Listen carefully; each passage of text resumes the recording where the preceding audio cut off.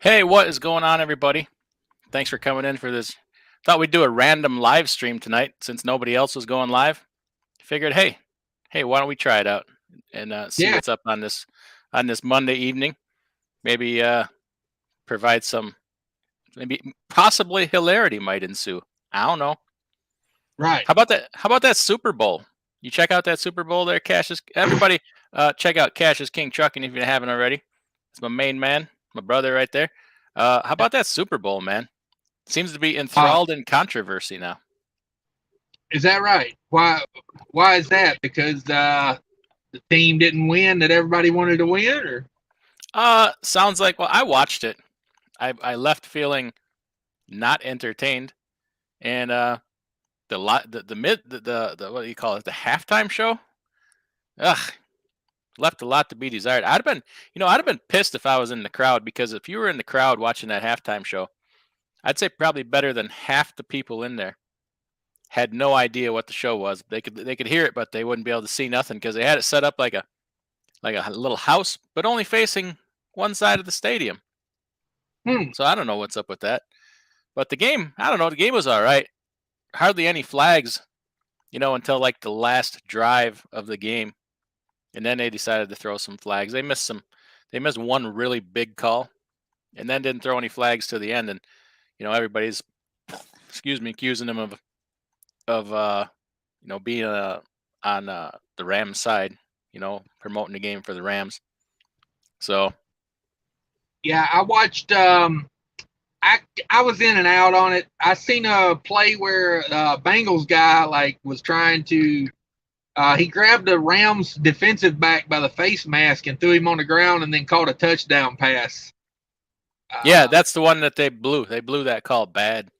yeah, And yeah, once they showed it from the other angle, you're like, how the hell did you miss that? yeah. And my phone's ringing. What's up with that? Sorry I about think that. I think someone is watching us. Oh, well, I hope so. We got 18 people in here, so yeah. Thanks everybody for coming in, and Yeah, just chatting up about that Super Bowl last night. Man, I haven't watched the Super Bowl in, I don't know, maybe 10 years, and I just don't. I don't find it all that exciting anymore. Maybe things just right, lose their excitement when you get old or whatever. But uh, it was nice to see some other teams in there other than the usual suspects. So right, right. Um, I did. I mean, it was a close game. I can appreciate that. It's no fun when you watch a blowout. So at least it was like entertaining on the level of it went back and forth a couple times. what's going on here? Something's going on. My phone's ringing. Everybody in the chat here is telling me that Fate Trucking is live. He went. He stepped on my live stream. Yeah, I put my notification up first. I sent him my link before he sent me his. Uh, I don't know. I don't know what the issue is here. I yeah, I man. extended the olive branch to him of courtesy. Said, "Hey, we're going live. Here's a link, brother. If you want to come in." Yeah, And then he steps all over it. yeah. Me and him were going to do a live tonight, but he said he had to phone home. Eddie Torres, the ET, had to phone home. So you Oh, sent a link. I clicked on it. I'm like, hey, I go live with anybody. I heard that about you. Yeah, Oh, look at this now. Well, it comes with $20, so $20 is $20. I hate both of you. Fate Trucking says. I uh, never knew. He never told me he was planning to go live. And if he thinks otherwise, he's delusional. All of a yeah, sudden, I just get a link from him, but it was after I already posted my notification that I was going live. So, YouTube wars. Look at this YouTube drama we done got ourselves into. right. Yeah. Uh, yeah. A lot of people saying they didn't even watch the Super Bowl. Didn't care. Um, Yeah, I literally watched. I would say a maximum 15 minutes, like of real time. Like yeah. I just get into it. I have no interest in either one of those teams. I had a hard time caring myself. The only reason I really watched it is because it was nice to see somebody other than the Patriots and the whoever the hell, Tampa Yeah, Bay. Krispy Kreme Killer says, gave up on the NFL when those jokers started kneeling. Yeah, me too. That's like kind of just stopped caring. And then, got more into college football, and then they start their crap. And the NBA lost me 25, 30 years ago. That's not even basketball anymore. Uh, so, we watch, what do we watch? Underwater polo and bobsled, right? I like the women's downhill skeleton thing. Have you watched that, where those women lay on that Yeah. sled, face down, ass up, and they Jiggle, go? jiggle, jiggle, all the way down. I was watching that the other day. There was a lady on there going 76 miles an hour on a sled, face first. How does she not get her balls caught in the track? That's what I'm wondering, because she's obviously got a big pair of hangers that I Yeah, didn't got. Like, you ain't gonna catch me doing that. no, no. They have to start off running. That would disqualify me right there. Yeah. Oh, now, okay. So now Fate Trucking wants to come in the very live that I Oh, invited him into in the first place. is he done calling home? He's turning our valued, loved subscribers against us. Even Sterling Uh, called us scallywags. uh, Boy. uh, you know, Hmm. I sent him a link. We'll see. I imagine we're gonna get some foul language thrown our way. Aaron W says hockey. Yeah, I don't know the rule. I've never been a hockey fan. I recently, well, not recently, a few years ago, went to a hockey game, and tell you what, had a great time. Loved it. It was so exciting. Have no idea what the hell the rules are, like the different lines and stuff, what you can and can't do. But it was pretty cool. Loved it. It's one of those things, kind of like baseball. Like, I can't watch baseball on TV, but to go to a baseball game can be fun. Oh, Big Dog Trucker doesn't have a wrench. I gotta give Big Dog Trucker 68 a wrench. So let me do that quick. Who else doesn't have a wrench that needs a wrench? We're giving I'm out watching wrenches Fate tonight. Trucking over here. I'm not watching the comments on ours. Well, uh, I hope we don't, you know, cause any hard feelings there. But all fair is fair. Yeah, hey, We were live first. Well, maybe not live right. first, but I put out my notification. So Yeah, let I me mean, go I in here. clicked the link and it brought me over here. So Yeah. Uh, where the heck is Big Dog Trucker 68? We got, okay, here he is. Add mod. There we go. You got a wrench, sir. Um, going back to the NFL, the game. You know what really bums me out about it is I'm sitting 1,500 miles away watching the game on my phone, yeah. and I can see when something is amiss, and yet they can't correct that on the field. You know what I mean? They should have a ref watching the game on TV. And when they blow a total call that, changes the whole landscape of the game like a touchdown, maybe, phone that in and be like, yeah, nah, we missed one. But Well, I thought they had that thing now. I know they got it on Monday Night Football where they have somebody watching back at the referee's headquarters or whatever the hell it is, where they can send an instant replay to him and he watches it. And but I suppose they can't call a penalty that wasn't called on the field. So maybe that yeah, needs to change. I don't know. But then where do you draw the line? There could be a penalty on every doggone play. I right. don't know. Best thing to do. Screw them. Don't want. Oh, we have a new guest stopping in. Would you like me to put him on the screen? Yeah, I see Fate Truck is no longer alive. Okay, let me get him up here. Add the stream. I'm clicking it. It's not working. What the hell's going on? And just so everybody knows, keep Keep on. on trucking. Ooh, I gotta see that. Show me that again. Keep on trucking. You've been saying that for years. It's about time you put it on a T-shirt. I can't get Fate Trucking in the live stream here. I tell you what, Fate Trucking, if you're watching, go out and come back in. Here, right now I'm gonna kick you from the studio, and then you click the link and come back in. Okay, I bounced him. He could come back in. Red Hawk doesn't have a wrench. Okay, let me find Red Hawk here. Somebody said he's a good guy. He's There like we one go. of the first comments. Yeah. And then Barry Harbison needs a wrench too. See him in here all the time. All right. Running Aces doesn't have a wrench? What have I done with my life? Running Aces gets a wrench too. Jerry Christensen gave you one. Wayne Kurz needs one. If I miss anybody, let me know as we go. 7Cs, yeah, he needs one. We do that so that not necessarily so you can get rid of people and all that, but anybody would like to be able to post their link. If you got a link, go ahead and drop your link to your channel. We all support each other. Okay, let's try this fake trucking thing again.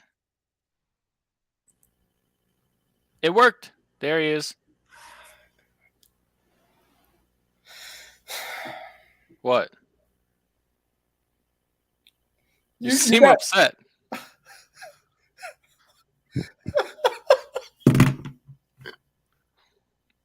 What's that for? Dude, I'm just stretching my fingers out. Go back. I posted my link before you were live, before you even did anything. How the hell am I supposed to know you were going live? You never told me. Did you call me? Did you text me? Did you email me and tell me you were going live? I texted you the link to my live. Yeah, I did. I was already live by the time you texted me that. I texted somebody else too that I've been talking about maybe that's not me. Doing a live show with today. Yeah, that's not me. I clicked the StreamYard link and it brought me to DIY's live. As it should, because I sent it to you before he did. Yeah. All I'm gonna say is whatever Aaron W says is right. Hockey. Where's Aaron W? He needs a wrench anyways. Yeah, whatever he said is right. Hockey. Oh, just trucking needs a wrench. There we go. Just trucking's in here? Aaron W's already got a wrench. Yeah. Just trucking. We hang out in the truck stop sometimes. Hey, just trucking. How you doing? Is he really? Look in the comments. We bring all the big celebrities in here on a Monday night. I don't know if you know that. Well, that's why I try and get you two on my channel, but that never works out. I just get stepped on. You step on the little guys. I get it. Hey, all you gotta do is build us up just to squash us, and then all you gotta do is send me a link. All you gotta do is drop the link. I'll come on in. I'll do it for anybody. See, right there. I told you. It said yo DIY. So what's up? Don't we hang out in the truck stop sometimes? In the candy aisle? That's what we do. That's how we roll. What up, just trucking? Tell me, why doesn't he come out to Virginia and fix my truck for me? So, hey, send you to Haggai Diesel.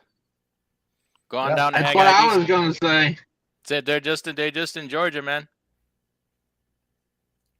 Just trucking. Go ahead and drop your link if you want to. You got a wrench now. Not that anybody isn't already subscribed in the world. Trucking Up says, what's up? Thanks for coming in. Yeah, Super Bowl and whatnot. What were we talking about? East Texas trucker in here says he just saw a truck off the side of the road on I-80 up against a tree, and his trailer was 100 feet in front of him on its side with the top busted open. What's in that trailer? Anything good? Anything good? Can we get anything? Maybe some. What kind of truck? I need to strip some parts off of it. Yeah, we need some NOx sensors and such.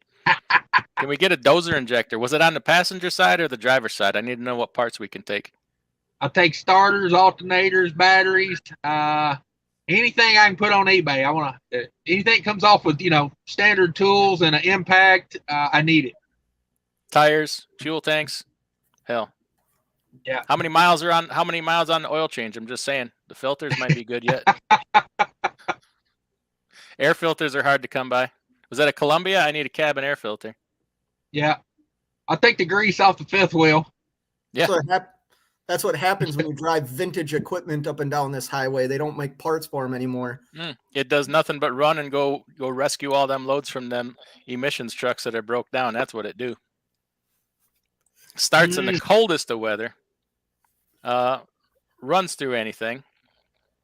And transports scallywags around the country that are broke down driving their boss's truck around the country.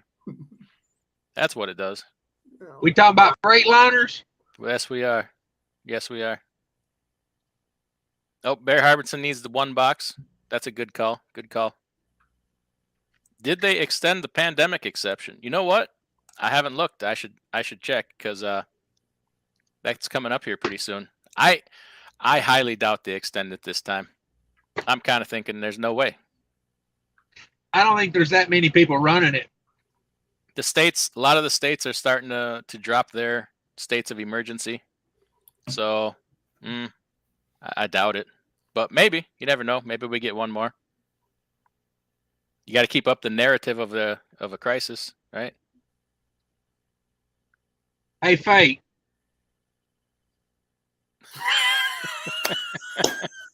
Keep on trucking. Keep on trucking. I'm going to have to buy 3 now. You may get you one. What size you wear? XL. All right. Oh, by the way, I sent a package today to DIY's house for you guys. Nice. Thank you. Thank you. You might as well ship his clothes here. He leaves all his other clothes here. Skivvies and whatnot, you know. Yeah. Oh yeah, Mark M says take the whole 5th wheel. Those are getting expensive. Yeah, let me tell you about that. I just bought one for that white Kenworth we just bought. It needed a lower riser plate. So long story short, parts not interchangeable and such. Had to buy the mounting plate and the top plate, and I feel like I got off cheap at $2,800 for the part because I'm seeing them. I saw one on Rainey's Truck Parts, just that bottom mounting plate with the risers on it, $4,400. I'm like, you are out of your mind. I got the lower riser plate for like $800 from Fleet Pride. And then they had a top plate that would fit it. I don't know why the old top plate wouldn't fit it. They're both Holland, but for some reason,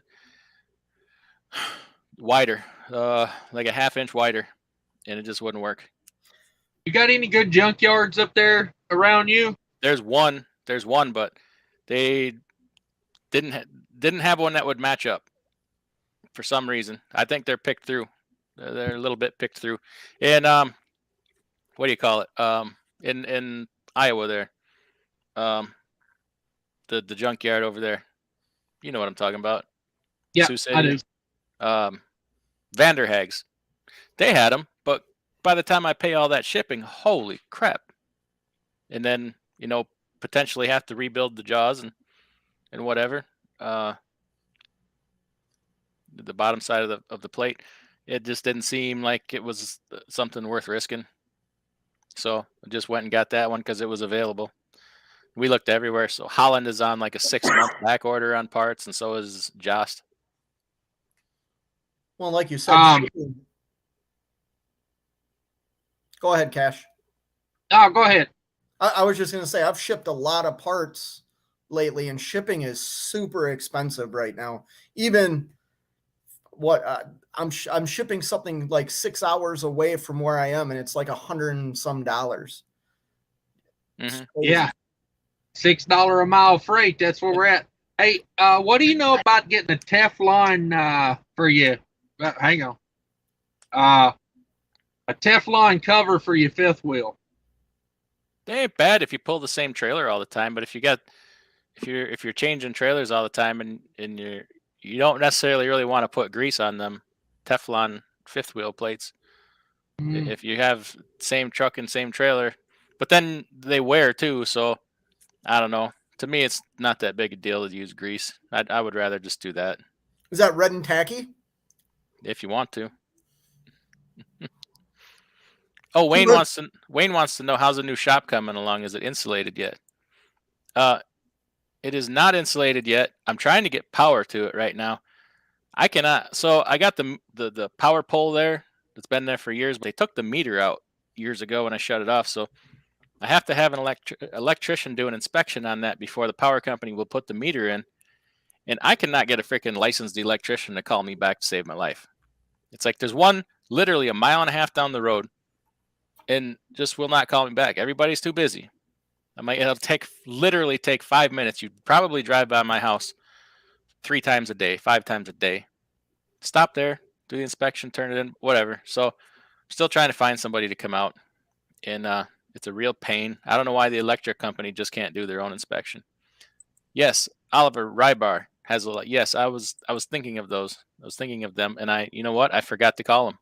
I even talked to somebody about calling them. Robert Burns in here. Thanks for coming in.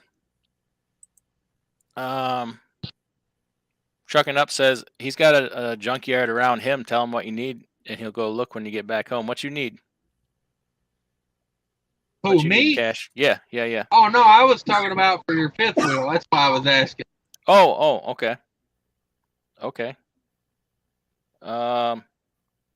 Barry says we need a shop tour. I'll tell you what's in the shop. A whole lot of non-trucking stuff.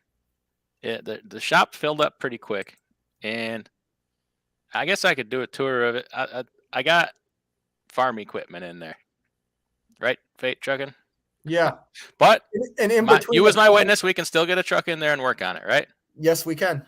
All right. So I can do that. I can do a shop tour. Trying to get power. For now, I just got a generator I run, and then I got torpedo heater and some stand-up lights from Harbor Freight. But it'll be spring before I get power from the pole to the building and then get lights wired and all that. But baby steps. Oh, you got a lot of tires in there too. Yeah, we got a lot of truck and stuff. But I got a lot of I got all my tractors in there now. Some of you probably know I've talked about it. I got antique tractor collection, so I have a dilemma whether to show that or not. I mean, I like it; it's interesting. Some people want to see it, but then I'm like, are you setting yourself up for somebody to mess with you? You know, not that anything's valuable, but it's important to me.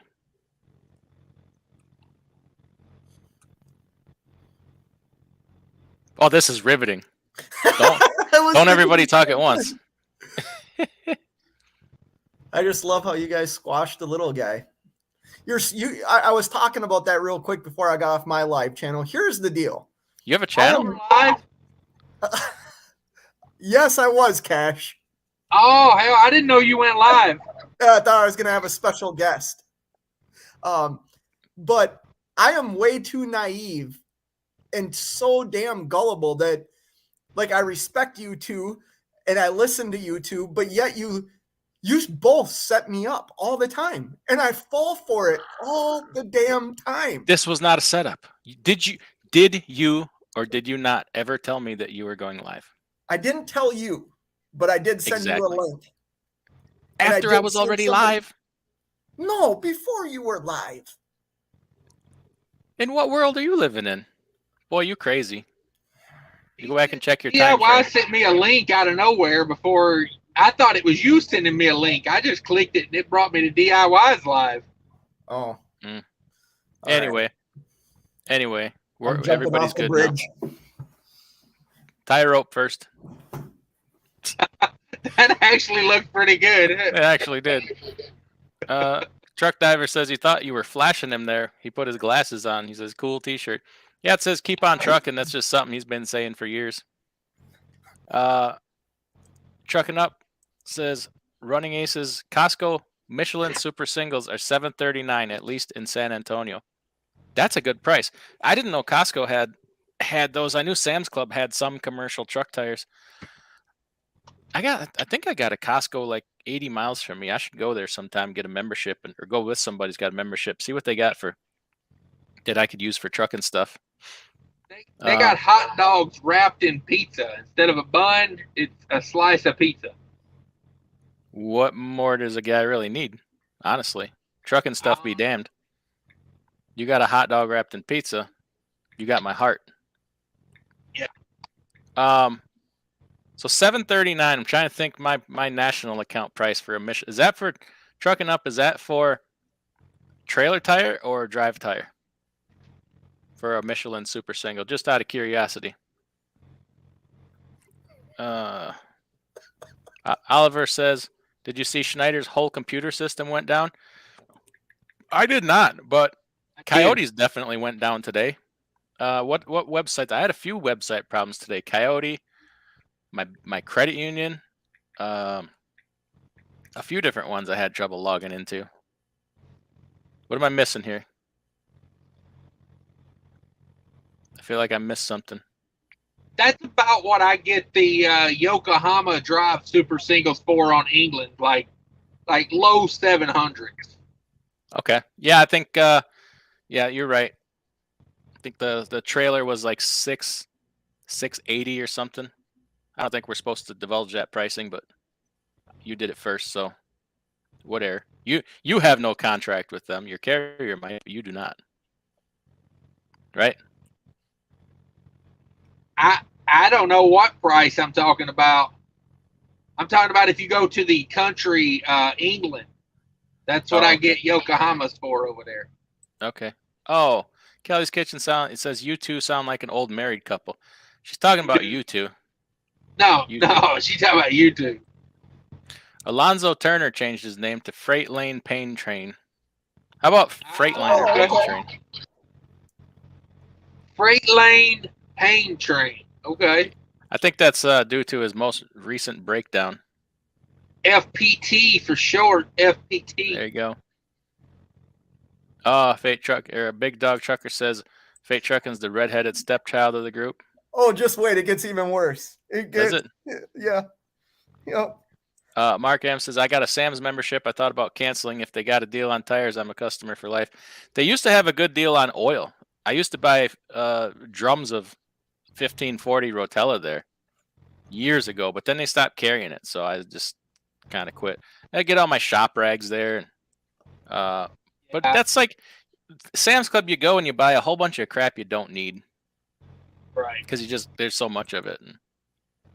I switched from last year. I switched from Costco to Sam's because you can't even get in the door in any of the Costco's around Minneapolis. I mean, they're like, if they're open, the parking lot's all the way out to the end. It's just crazy.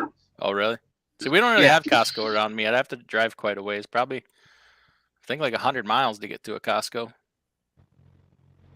But best tuning advice to maximize fuel economy? Give us your wisdom, dear. You know, that's one of those things where it's a matter of opinion. Well, somewhat a matter of opinion, but really, honestly, driving habits are just as important. Work on good driving habits. What do we got here now? Now what? We having a t-shirt pissing contest. Is that what we're doing? Well, I agree with that. The fuel ox. Okay. Get you one of these for fuel economy. Yeah, tire pressure monitoring system. Those are nice. Is that a new one? I thought you got rid of one of those. The other one I'm going to run over with the truck, and then I ordered. If you go back to my video, in the link in the description, there's one from I can't remember the name of the company, but they sent me one that was made for a 10-wheel truck. So I gave that to my buddy to use and try it out, and he loves it. And then I bought this one for a 6-wheel truck. Okay. And it works fine. Just get one with a little antenna on it, because that's the problem with the other. You lose your Bluetooth. You know what's going to happen? You're going to take that one, make a YouTube short out of you running it over, and you're going to blow a tire running it over. That's why I haven't done it yet, honestly. I've had this for about a month. So that's a good topic, Barry. Maybe rather than tuning advice, you got to be careful who you let mess with your ECM, man. I don't like anybody messing with my ECM. There's a small handful of people. I did the bully dog thing years ago, and I tell you what, it cracked my head twice. I didn't learn my lesson the first time. I put it on there, and I did it again, and another cracked head. So I won't. The Pittsburgh Power's not touching my tuning. Very few. So I'm kind of jaded towards that. So let's instead talk about how about maybe like aftermarket items or add-ons to improve your fuel economy. So how about trailer first? That's a shorter topic. What do you got there? You got side skirts. Side skirts, tremendous difference. Like that's probably the biggest difference you can make on a trailer for fuel economy. Side skirts, right? Yeah. Yeah, I'm fixing to add air tabs to the back of mine.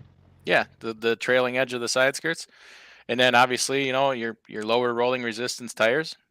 Back of the trailer on the back edge, a lot of different options. You got the smart truck system. Air tabs are pretty cheap. The wings, I've done the wings, not doing them anymore Yeah, what because happened to your wings? they I break. noticed. They break. Some people like to back them into things, and then over time they break. So, and they're not worth Yeah, replacing. hopefully they don't back it into dock doors at Target. I seen a guy back into a dock door at Target with them open and a closed door facility and knocked the freaking roller door off the track. Ooh. So, I had one backed into a fence, cost $3,000. ooh, To yeah. to a fence that had been backed into 100 times already. So yeah, there's a lot of things. There's several things you can do to a trailer. They got those aerodynamic ICC bumpers now. Somebody needs to make a retrofit for that, where you could maybe screw one on, that wedge on the front of the bumper. I really like that. They have the under tray system. What do they call it? The smart truck tray instead of the side skirts. Which from the experience, I have both. Still prefer the skirts. That Eco is pretty good too. The really pointy one that moves with the tandems. It's EKO Stinger. EKO Stinger. Yeah. That's tire inflation system. So I got a question for you about putting those air tabs on the back of the skirts. So the back of the skirt is at an angle. It kind of comes down at like a, like a double dip move. Would you put the air tabs along the edge as it goes down, or would you just put them in a straight line as far back as possible? I would probably follow the contour of the plastic. Okay. They say to get them as far back as you can, so. Okay. I don't know. The only way you're going to know is put them on, and then on a day when the road's really wet and sloppy, just watch how the air flows. Put it on one side one way, on the other side the other way. Watch how the air flows in the bad weather, and then just strip them off that side and put new ones on the side, change them like the other side. Okay. Money's no object, right? They're cheap. Let me see where my fuel economy's at today. All right. I've been running around Dallas Metro all day. Okay. Anything else you can? Go ahead. Sorry. No. What were you gonna say? I say anything else we're missing on the trailers, the top rail above the doors. Part of that smart truck. They got that little flapper right there. Little flapper. Smart Trucks also makes a front leading edge thing that goes up on the front edge of the trailer. Yep. Won't work on a reefer. Nope. But that's a dry van. Can't really think of any. I mean, synthetic axle fluids, obviously. What else? Can't really think of much else. I mean, if you're gonna make homemade stuff for your trailer, there's a guy. He went as far as the section in between each frame rail. Sheets of that Chemlite material. I mean, to keep the air out of the cross members. That made a significant difference. But you're talking about a lot of work and a lot of time. That's something that would make a difference. If you keep that air out from underneath the trailer, and you're doing a really good job. Right. Anything else on the trailer? What about the truck? The truck wheel covers are nice. Wheel covers. You can do that on the trailer also. Yeah. Oh yeah, we forgot about that. Mud flaps. Yep, the mud flaps, the flow below. Closer you can get that trailer to the back of the cab, close that gap. Maybe air tabs around the back of the cab. Yep. You got to watch on a reefer though. You still got to make sure that reefer is getting air. You need air to the reefer. Airflow. Yeah, I think if I do air tabs, I'm only going to do them on the sides and not on the top.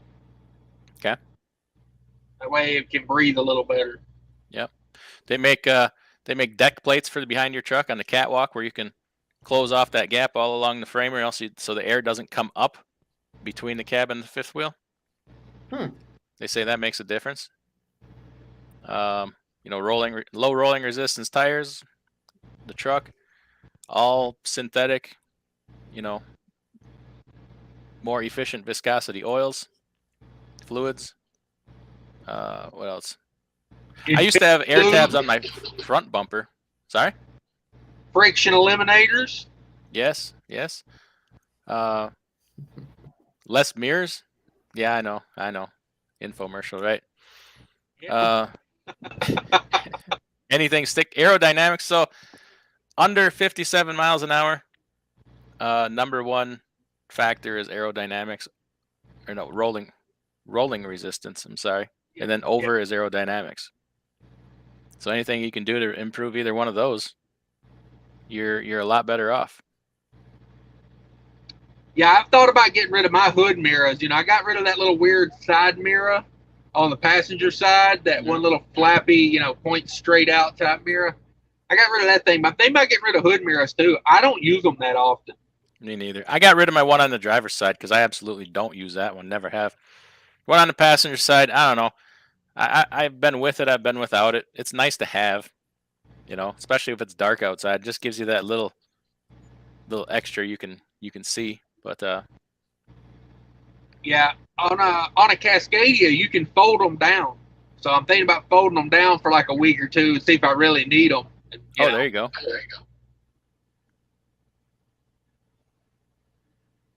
Oh, yep. DAT Sterling says DAT load board crashed for him a bit today. That's been crashing a lot lately. The DAT load board. I noticed that. Trucking Up says Drive Costco is where I get my tires. $5.24 for my Michelin X line steer, and $55 for install at my local tire shop. Okay. All right. Super single through the national account I use is $7.88. Just purchased one a month ago. Okay. Yeah, it's about, I'm low sevens on that. I don't know. It looks like might have to start strapping some tires to the top of the Avalon and go pick them up at Sam's Club. There you go. Running Aces says, had good luck with the Yoko steers. I have. We've been having pretty good luck with them. No bad luck. I have had some problems with some Michelin tires, though. I posted some pictures of those. But so if I'm gonna, I'm not gonna pay that much money for to have problems with them. And they're virgin. Sure. Did Cash ever get his bills figured out? I heard he tried to steal somebody's paperwork earlier. Did you get that paperwork situation straightened out? Oh, it met me at the second stop. I get there and I handle the paperwork and see what happened at the shipper was they didn't have my bills because the guy had left with them. So they just made me some copies of whatever they had. And I got to the second stop and she said, this doesn't have any description of what's on here. It's just a random bill of lading. And I was like, yeah, I know, but it's your stuff. And she had no part of it. I had to get in the trailer and dig out a packing list and take it in to her. Finally, she unloaded it. But, yeah, it turned into a hassle. So. Wow. Hey, can I just make a quick observation here? Yeah. I love how you jump over the comment that was giving me, like, some props. You just jumped right over it. From Kelly's Kitchen. She was saying something nice, and you just jumped right over it.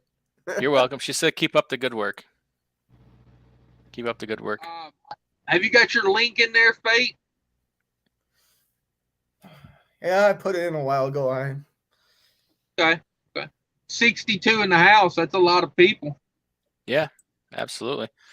Seven Seas Transport says, so there's three of you on here. Why don't all three share what steer tires each you prefer? Yeah, go ahead.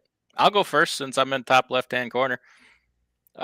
Dollar for dollar for my money, I like the Yokohamas. I've used the 617s for a long time, and they're kind of more of they call it a regional steer.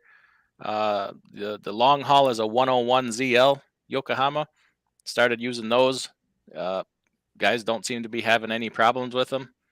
Get decent mileage out of them and haven't had only one of the trucks has had an irregular wear on one of them, and it was the second rib in. Very unusual wear. I'm thinking it must be from hitting something and busted a cord. But other than that, have not had issues with them. Prior to that, I used to run Bridgestones. The heck was the number? I don't even remember the number. It was so long ago.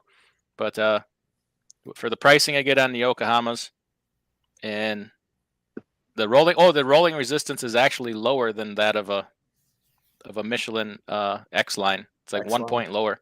I think 1 or 2 points lower. So fuel economy mixed in there. That's my tire.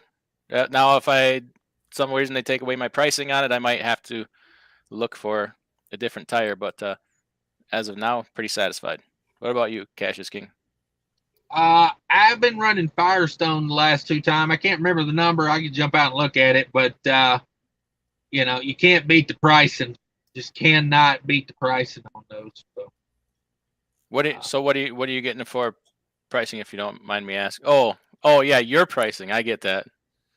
Yeah. I can't divulge my pricing, but yeah, your pricing cannot be beat. I submit by anybody, any place, anytime.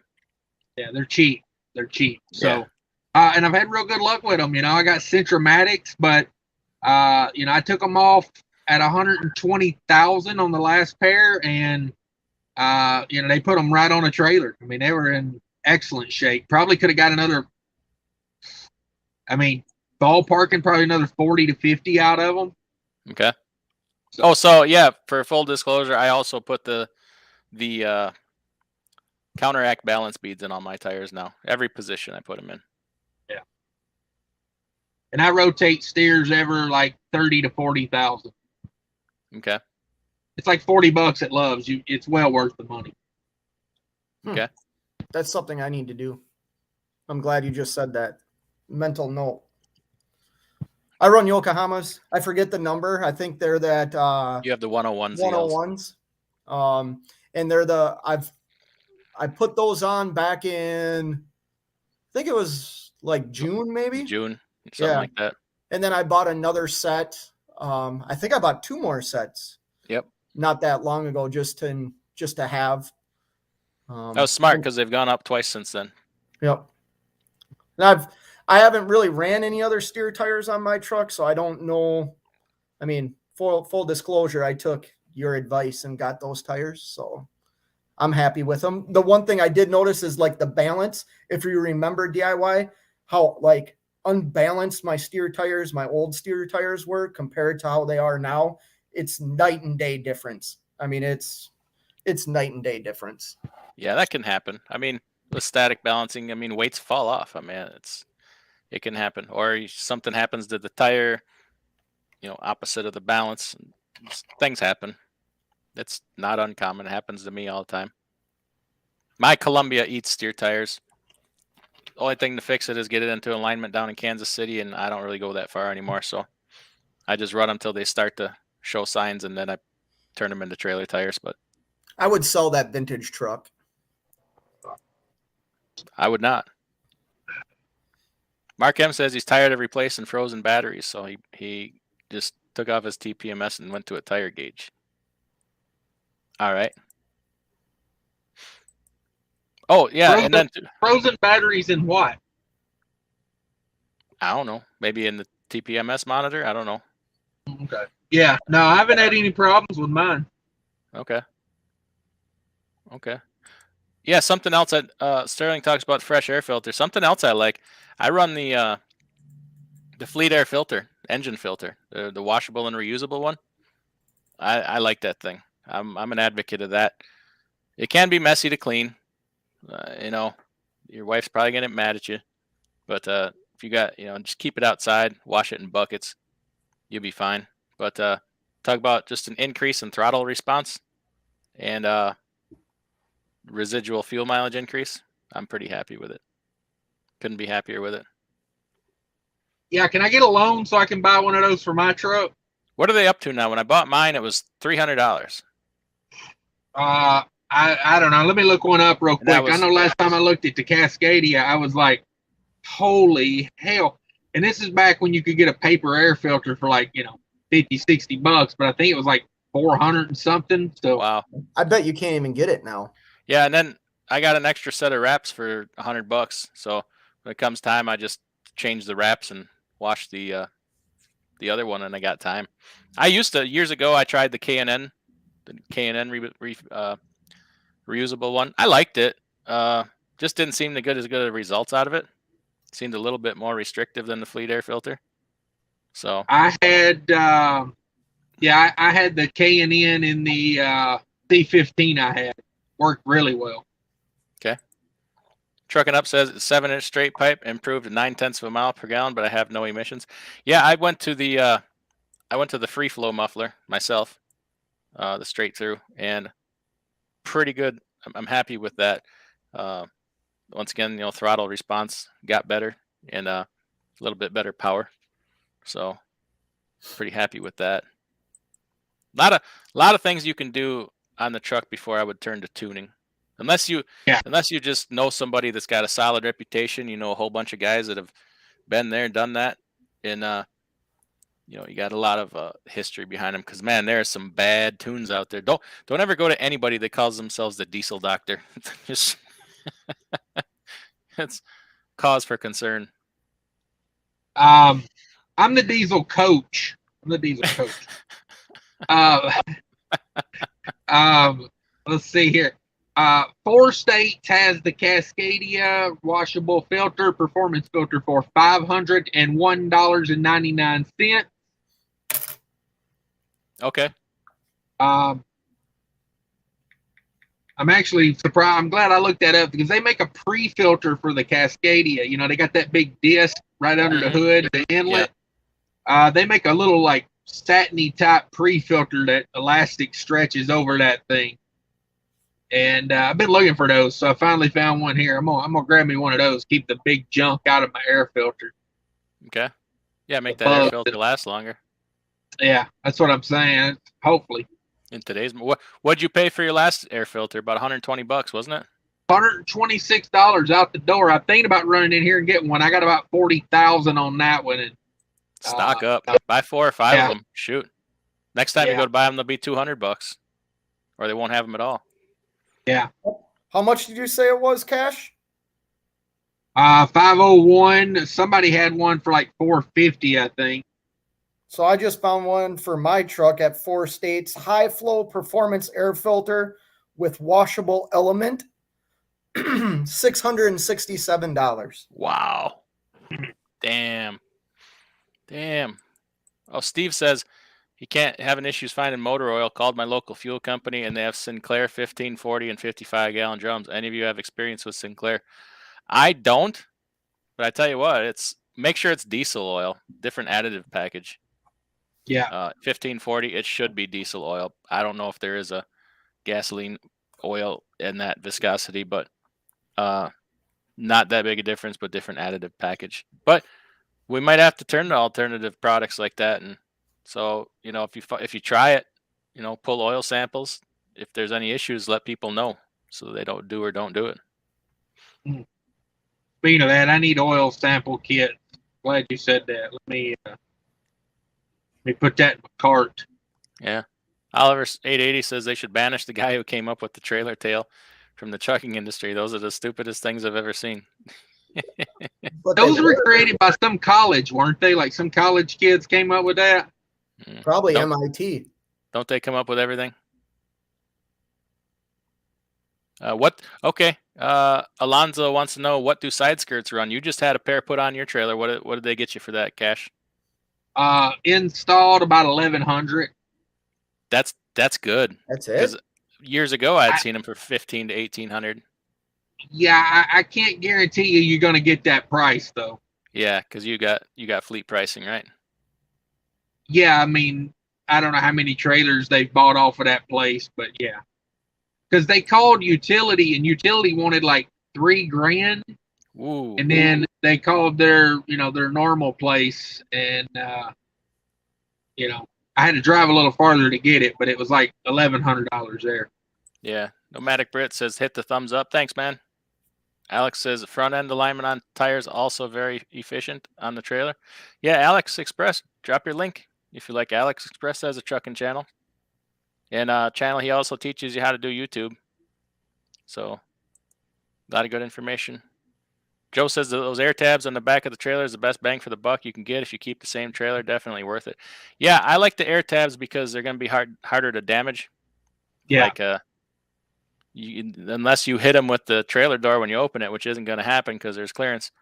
I don't see much you can do to them unless you got a doors closed facility and the constant rubbing on the The bumper pads makes them come off, but I don't know. Last time I bought them, they were $1.99 a piece. Are they more than that now? Yeah, they're about $3 a go now. Yeah.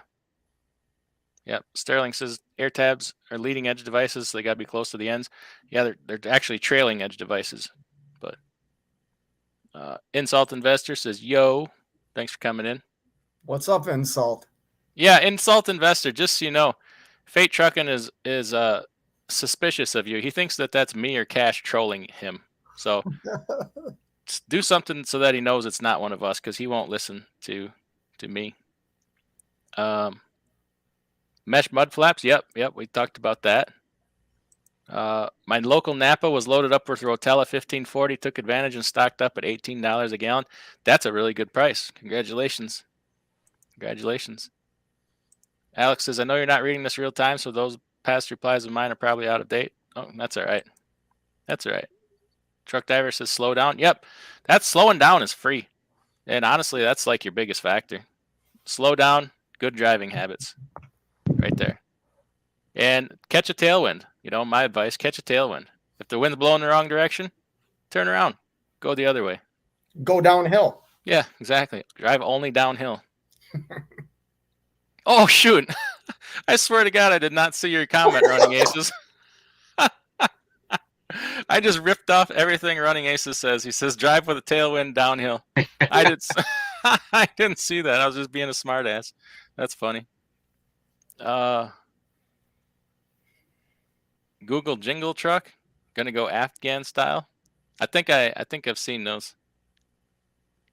Joe says, my local crackhead can get you 1530 for $5 a gallon. All you can handle. All right. Nice.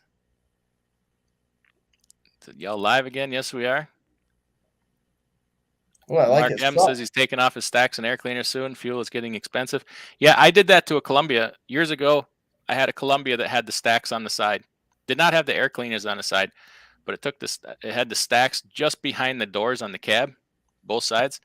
It had the pipe came from the turbo, and then it hit that one of those Y. It went in and then out like that in the back, the muffler under the cab mufflers, and I converted it to a weed burner. And then instead of I put what's the name of that exhaust? Not the I put a Grand Rock muffler in there and turned it into a weed burner. That was a badass truck then, man. I picked up like a half mile per gallon just by doing that. So, yeah, that's a great idea. And if you're taking the air cleaners off, even the more better. Want inspiration for fuel efficiency? Look at some of those sleek trucks over in Europe. Yeah. But Europe is small, man. I don't think they spend a lot of time in their trucks. You could fit all of Europe, most of Europe inside of Texas. That's how small Europe is in perspective.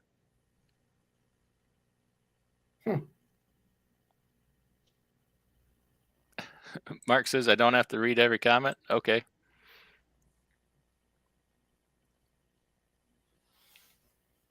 Cool Trucking forgot about the England discount. What are some other good ones? JB Hunt's got good discounts. If you're a Goodyear man, JB Hunt's got a hell of a Goodyear program. Night Swift has got one. Landstar's got one. Yep. Everybody has one. Some are better than others. The Truckers B2B is a good one. That's right up there in pricing with the England one. I just signed up for that today. Did you? Okay. They got discounts on other stuff too. Running Aces wants to know if you're door dashing while your truck is down. No, I've ordered DoorDash once, but no, I'm not door dashing. I did that before I became an owner operator, by the way. Okay. Door dashed a little bit. I've noticed a lot of owner operators were either like Uber drivers or DoorDash drivers. Yeah. Richard M says his tire guy says if you get the Michelins, get the ones made in Canada. The Mexico ones suck. Yeah, just like Yokohama. Some of them say made in Thailand, and some say made in the United States. I've noticed that. I've not had any problems with the ones made in Thailand, but I have seen some stamped made in the USA. Not very many, very few. I didn't even notice it till my tire guy pointed it out to me one day. He's like, I was turning some in. He's like, hey, these are the good ones. I'm like, I don't know, purely by accident. Got a tire guy say, hey, you don't want to get those tires made in Asia.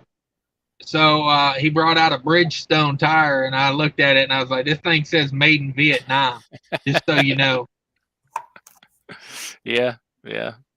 Just about, I mean, just about all of them are made over there. I mean, does Bridgestone even, I used to haul Bridgestone tires out of Alabama. Does that even exist anymore? I don't even know. And then those tires out of, was it Youngstown? Wasn't there a big Goodyear plant in Youngstown? I don't even know if that runs anymore. I see it. Yeah. Bridgestone still makes tires in Morriston, Tennessee. That's truck tire plant. Okay. Pop Tart gone trucking in the house. Thanks for coming in. Oh, hey. Insult Investor says Firestone equals no treadstone. No tread. Okay. One of you are probably on your phone. Both of you go like this. If you see a container chassis missing a couple tires, Cash got his steers.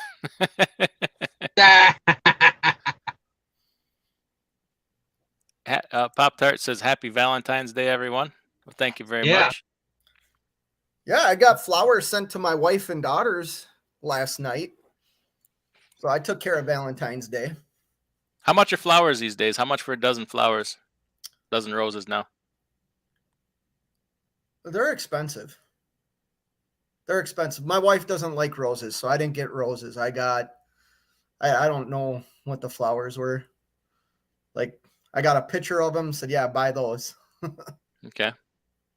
Oh, Mark M says, for his TPMS, there's watch batteries inside the sensors. They start to die when it gets cold. Yeah, I can believe that. Yeah. Yours don't die? I've all winter long have no problem with them. Regulated Freight Lines. Thank you, sir. $10 super chat. Sorry I missed that. I apologize. Says, are you guys coming across TA shops being short on synthetic oil because of a shortage? I had to go with Rotella 10W30. Is that a decent oil? Yeah, I mean, it is a good oil. There's shortages on all oil, to tell you the truth. We haul a little bit for through a deal we have with ExxonMobil out of one of their, I guess, refineries or packaging. Comes from the refinery right next door and gets packaged and shipped up to a distribution center. And the last few times we've sent trucks in there, they come out with 4 pallets on the trailer and tell them to go. And then the last time Fate Trucking and I were in there teaming, we went there to pick up the load, sat there for a couple hours, and the guy comes out, sorry, man, we have nothing to put on your trailer, not even 1 pallet. But it's a situation where they order trucks on a regular schedule. So it's not like they called and ordered a truck. It's like this broker has a deal to send in, 4 trucks a week on this day, this day, this day. We were that truck for that day. No product to ship. So, and that's right from an Exxon refinery. Yep. So expect it to get worse. I don't even know what to say. Like, Exxon don't have oil. Ain't nobody gonna have oil. And that's in the southern what do you call it? It wasn't in a port, but it's southern coast, down by the bayou. So yeah. Hey, coming to a town near you. If you can get it, buy it. It's getting to that point with everything. If you can get it, buy it. Yeah. Sure. 1030 semi-synthetic, so it's not much different than. No, it's a very popular oil. And Rotella, I mean, honestly, everybody's got their favorite. If it meets the standard of your truck, CJ4, CI4, I don't know what kind of truck you got. If it meets that standard, some oils say we exceed it, this and that. If you want to know how it's doing, don't look at the ads and go by the marketing. Run the oil, pull an oil sample, see if it lost viscosity, see if the TBN broke down. Check your different additive packages, your different additives in it, and see how it did, and then compare it to another oil with another oil sample. I hate people. Oh, Delo's the best. Oh, Delvac's the best. Rotella's the best. Well, did you ever actually run the oil and the same mileages and compare the actual oil samples? Because I have, and I've found that they're actually quite similar. I've only had only one of the one major oil brands that I did not have success with. It lost its TBN really quickly, and its viscosity way quicker than it should. So see for yourself rather than just looking at the ads and saying, "Oh, somebody said this was good oil, so it's I'm going to use that." I kind of like to see for yourself, and that's how you compare. So if you're saying, "Oh, how do I know if it's good oil?" You run it, say, I don't know, 10, 20,000 miles, pull a sample, send it into a lab. Make sure you're running it the same mileage, sending it to the same lab. The best thing I can say. Okay. What are you why is everybody laughing at me? Am I missing something in the comments? No, it's just like being in a classroom. I'll whap your knuckles with a ruler if you don't straighten up. Yeah, Sinclair's a very old company. It should be a good product. Do the research, though. Yeah. So, most of your off-brand oils, there's only so many places oil comes from in this country. And even your Walmart oil, your Super Tech, there's debates on who makes the Super Tech. I've heard Pennzoil makes it, blah, blah, blah. I don't really know. There's a big company called Wagner Oil that packages a lot of off-brand oil under different names. And I don't even know where their oil comes from. But, people can order it with their special additive packages. Who knows the big company behind the off-brand oil that you might want to use. But yeah, Sinclair's been around a very long time. And if they meet the what? I think Wagner does the Amazon basic oil. I tell you what, Citgo does the Harley Davidson oil. I know it, and the Mystic. I know because I've hauled it out of their place, and I think it was Oklahoma. Was it Oklahoma City? Somewhere in Oklahoma. That's a Citgo product. So, I don't know.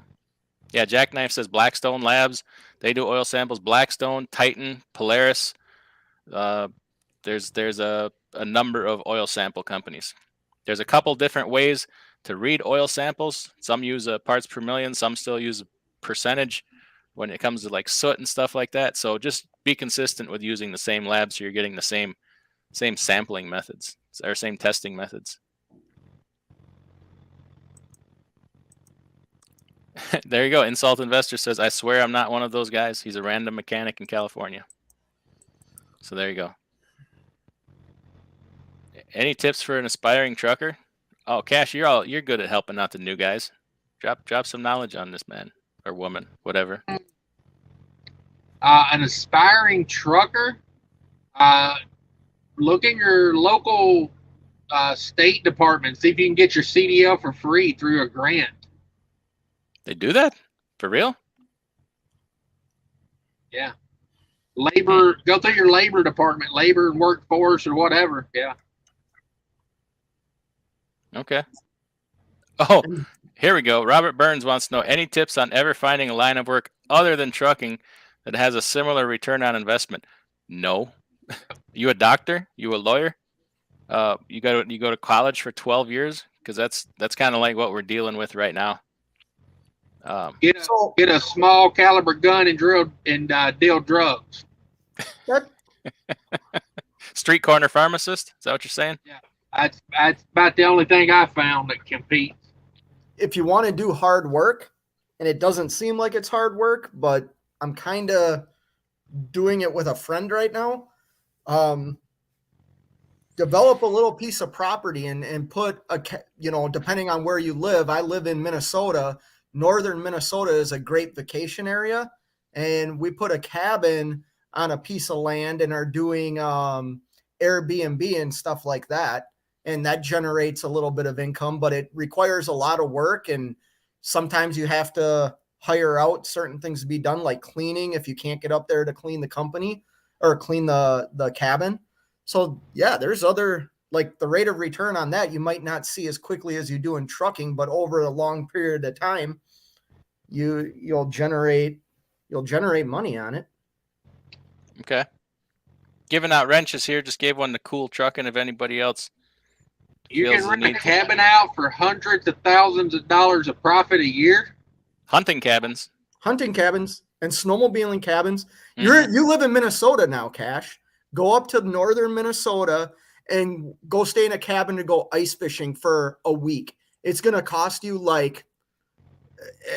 it's going to cost you probably $300 a person.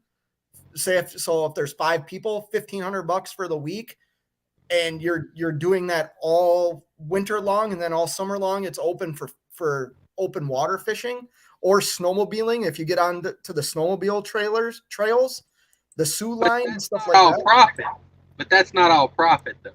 No, not all profit. Don't let math get in the way of a good time. Okay. I'm just messing with you. I like the crack dealer idea personally. Now let's talk about that a little more. Is that a good long-term prospect? Yeah. 401k match. Do you know about something called the 10 crack commandments, and can you recite them for me? Don't die would be the first one if I was making them up.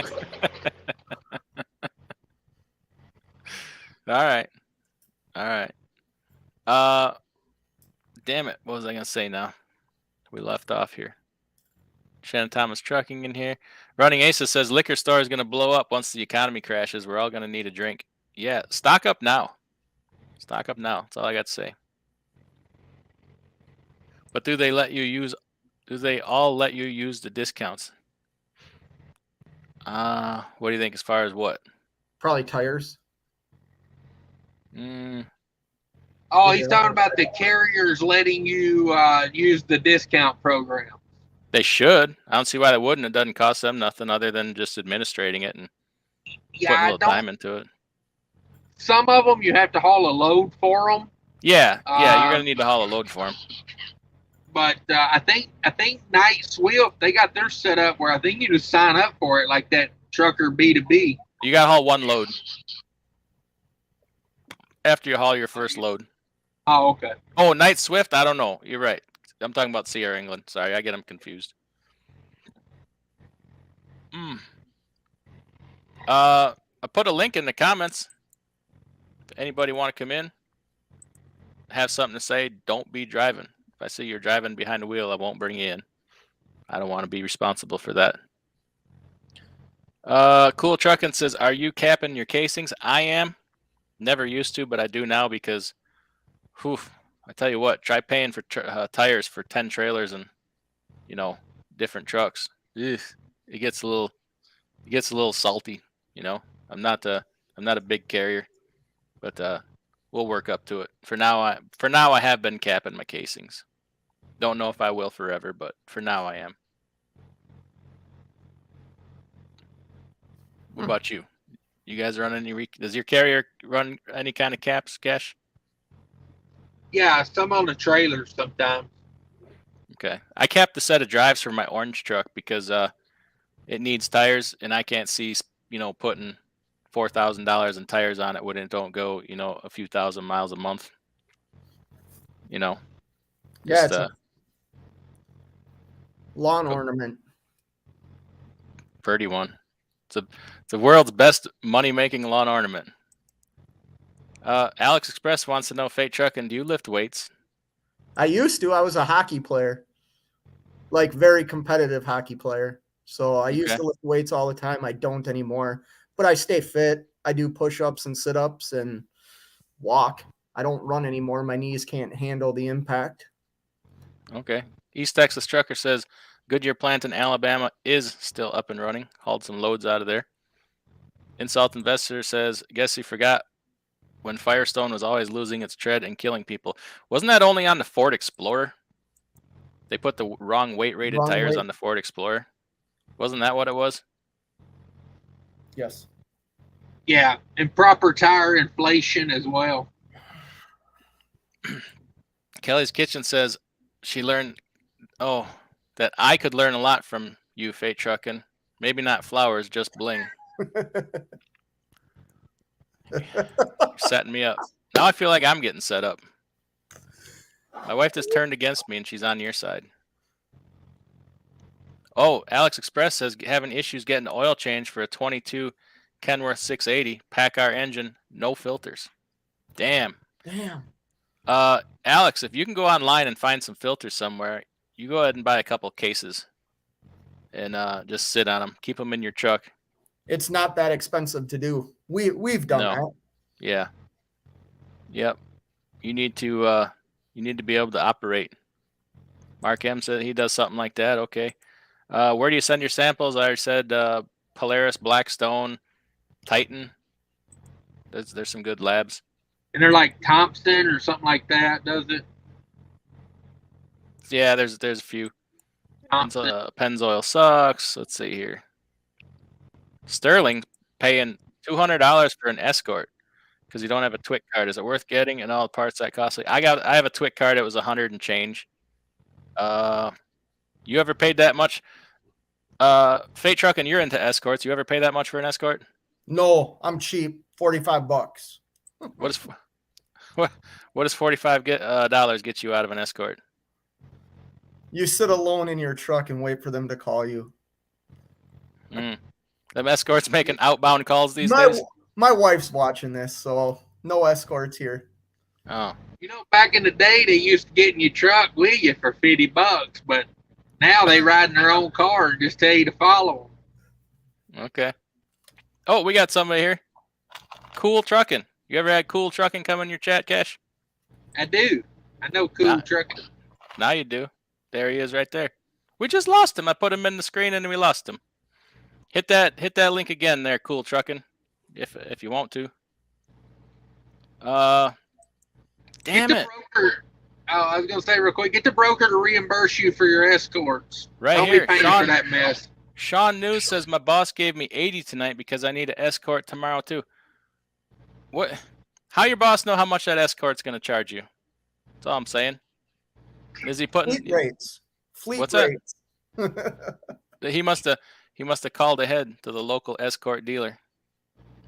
It's a tax write-off. It's entertainment. Yeah, if you get a receipt, I suppose. Pay with a check. Nevada Trucking and Trails, evening. Thanks for stopping in. Hey, Nevada. How you doing? How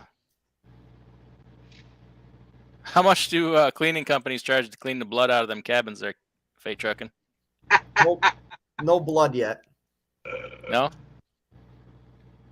You got to get when you go up there to go ice fishing to the cabin, do you got to get your crawlers to go up there and relax? Yes. Oh, don't you know? You got to get your crawlers, eh? Don't you know? Yeah. Don't you know? Is that cabin available now? No. Let me know when it's available. I got a party I need a spot for. You're not welcome. Oh, man. Bear Harbison, he's a southerner. They don't do ice fishing down there. Oh, you're missing out, Barry. Come to Minnesota, don't you know? I'll bring you fishing out there on the big lake. Yeah, up on there on the Mille Lacs, right? Lake of the Woods. Has anybody left you an upper decker in that cabin yet? Here we go again. I have no idea what that's referring to. Okay. All right. I guess that's a no. He would know it if he saw it. Yeah. Yeah. So, first time. Look at it and go, that's an upper decker, my friend. Mm-hmm. Yep. What else we got here? Oh, Brother Craig knows one of the 10 crack commandments. Don't get high on your own supply. Crack is good for weight loss. Crack dealer is high risk, huge profits. Yeah, I prefer to be called, if I was a crack dealer, I'd prefer to be called a street corner pharmacist rather than a crack dealer. East Texas trucker, you'll come ice fishing with me. He says people pay thousands of dollars to go ice fishing. You'd have to pay me to do that. You all have such a misconception of what it is. I've done it. That's the problem. I've done it. It's cold. It's not cold. It's a reason to drink. Anytime I've gone ice fishing, you just put a line in the water and go in the shack and drink, and who knows if you catch a fish. I don't know. Here's my theory on life. Does it make money? And would a hot girl do it? Because if the answer is no, then Oh, there's lots of hot girls at Ice Fish. My wife being one of them. There's lots of hot girls at Ice Fish. she's married, Why though. did It she- don't count. Yeah. She didn't go with you last time. Probably just because you were going. But, you know, she'll probably go ice fishing with me. Number 1 wants to know, what's the most miles you ever put on your truck in a month? Ooh. I could not tell you. I have no idea. Back in the day, a lot. Right now, not so much. Yeah, I try not to incriminate myself on the internet, so No. When I say a lot, I say upwards of 300 miles. What's your average that you like to do, Cash? I'll talk to you since you're a truck driver. What's your average that you like to run in a month? I kind of know mine. 0. Something happened to Fate's mic. His microphone's muted. What happened? Yeah, I don't know. I mean, I'd like to do a 300-mile run, make 12 grand. That's my goal every month. But Fate, can you hear me? Some reason you got no audio. It's too easy, folks. It's just too freaking easy. maybe you Can gotta you hear go me out now? and come back in. What did I miss here now? Nomadic Can't truck. hear you. Maybe you Nomadic- got to go out and come back in. Yeah, no audio. Nomadic Brit says Fate Trucking should do some hotel vlogs. If he gets his audio back, we'll try to get him to do some hotel vlogs. I just get a link from him, but it was after I already posted my notification that I was going live. It's too easy. It's just too damn easy. You can hear me? Sons of bitches. Oh my gosh. Oh, that's too easy, folks. Why do we do it? Because it's too easy. He likes ice fishing. I like shooting them in a barrel. Oh, you just made me spit my chew in my soda. Son of a. Oh, Alex says it takes like 10 minutes to apply for a TWIC card, but a few weeks to come in the mail. See, when I got my TWIC card, they wouldn't do it by mail. You had to go there, do an application, get fingerprinted, and you had to go there to pick it up. They would not mail it to you. Oliver 880 says, I wonder if you could still get a hooker at the Pilot in Benton Harbor, Michigan. They'd be jumping on your truck before you even parked. Yeah, to be honest with you, I don't even remember the last time I'd seen a lot lizard. Shoot. Carlisle, Pennsylvania for me. I mean, I'm talking like better than 10 years ago. Maybe it's because I'm in bed early. I don't know. Or is it really honestly even a thing anymore? Can you guys hear me? Well, if your truck never leaves your front lawn, it's probably going to be hard to find a lot. You know, I mean, oh shit! Not you too. Not you too. Now you're having audio problems.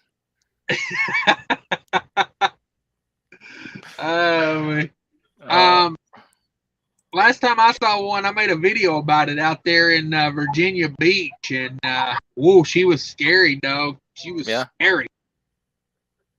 Okay. Yeah, Cool Trucking says his signal's too spotty. If you want to try coming back in later, come on in.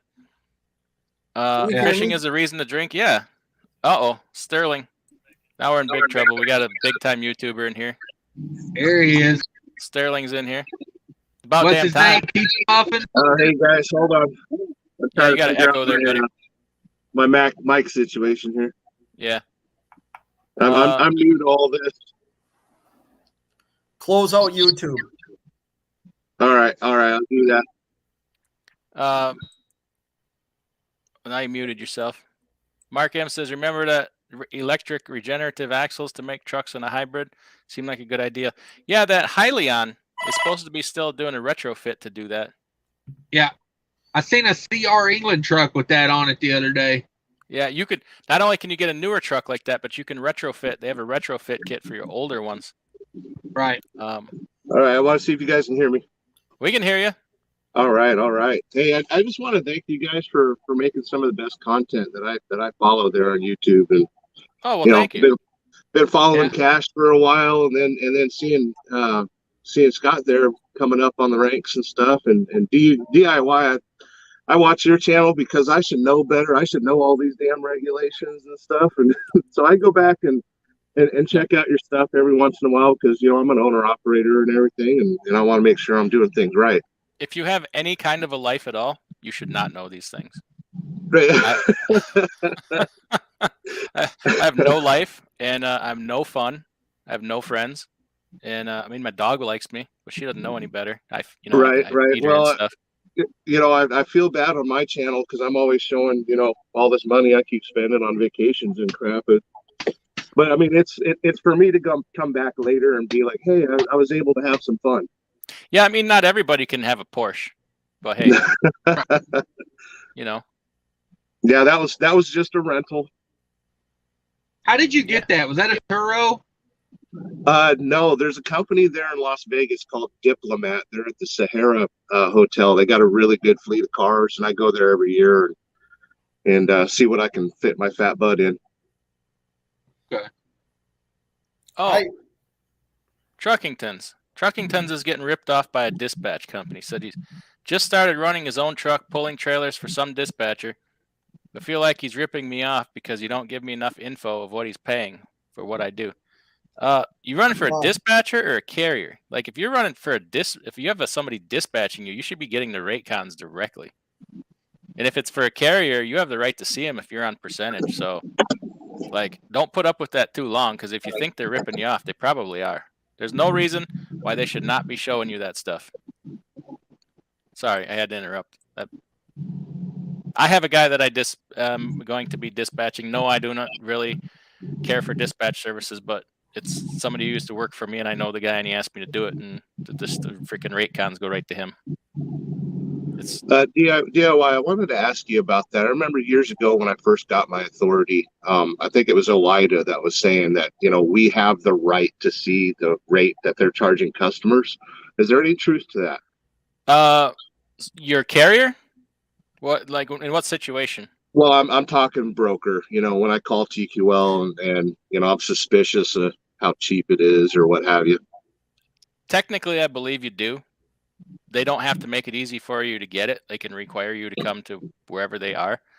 But honestly, really, in all honesty, today it don't matter. You shouldn't really care because if you should negotiate the best price you can, and if you're happy with it and they are happy with it, that's the deal you have. You're gonna win some, they're gonna win some. Historically, typically they win. Right now, I know for a fact some brokers are taking losses on these loads. Because I pull for the same customers, some of them as they do, and I know what's what with some. Not all of it. I'm not all fucking all knowing whatever, but I do have some of that information, and sometimes they get beat up. So just if you're happy with what you're getting, see that going down that path leads to like the thing of some people think that it's all my money and they're stealing it from me. Well, no, the broker went out. They have a sales team. It's their freight. It's not ours. Right. That's why we talk about direct freight, because I'm trying to change all that. Like if everybody's so mad at brokers and hates them so much and thinks they're ripping them off so bad, right now we have the opportunity to change that. Like legit. And so it's kind of like, okay, don't take that opportunity now when things turn, whenever. Not to say it's your own damn fault, but it's like you missed maybe the best opportunity you ever have. Yeah, right? and you don't want to cause animosity or anything. I think it was Cash that was saying, don't treat the load board like a dating situation. Do that to build relationships. So it's like, okay, I've had to explain this to a couple of people. Some people have it ingrained in them before they even started driving to hate brokers, right? And I'm not advocating for brokers. Hear me out. Some people are going to think I'm advocating for brokers, but I'm saying, like, okay, this broker is giving you $8,000 to do a job that, let's face it, is probably not worth that much. Honestly, in all honesty. not that they have the right to mistreat you, but give them good service. Like, do the check calls, do what they ask. It's not it's nothing unreasonable. Like, they're giving you a ton of money. And guess Right. what? If you do a good job, they'll give it to you again. You Right. know? That's the crazy part. One thing I noticed in the region that I haul, I'm based out of Reno, Nevada and stuff, is, New Year's and Christmas, I was hitting it out of the park on Mhm. rates. It was Yeah. absolutely, I've never seen $7 a mile in my region ever. No, no. And then January completely dried up. I have suspicions that maybe customers went contract. Does Yes. that happen? It's happening. Like, everybody's like, well, these rates are going to last forever. This is, fuel prices, inflation. It might, but it doesn't mean you'll be able to get it, because freight at its best opportunity will go back contract. There'll always be broker freight. That's always going to exist, but you're going to see less volume. Right. And they are starting, they didn't contract it out last year at this time because they thought this was temporary. We don't want to contract in at these high prices.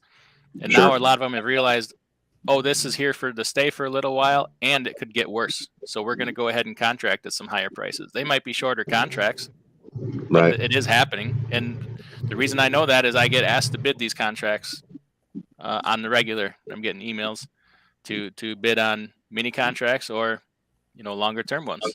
So How big of a company were you before you started getting that kind of attention? Like, people wanted to work with you? from one place I was working with, from this one that I'd been working with when I was still one truck, they were a 3PL, not Okay. a really well known 3PL, but I used to get these requests to bid on certain lanes. So I would take the time and fill them out all the time. I was never successful because I didn't know, the market well enough. And Right. I'm coming closer now, but hold on, we got to bounce this one. Cool truck and trying to get in here. His service isn't the greatest, but yeah, customers, talking about customers, they don't necessarily have to be a shipper or receiver. Yeah. 3PLs can be a customer.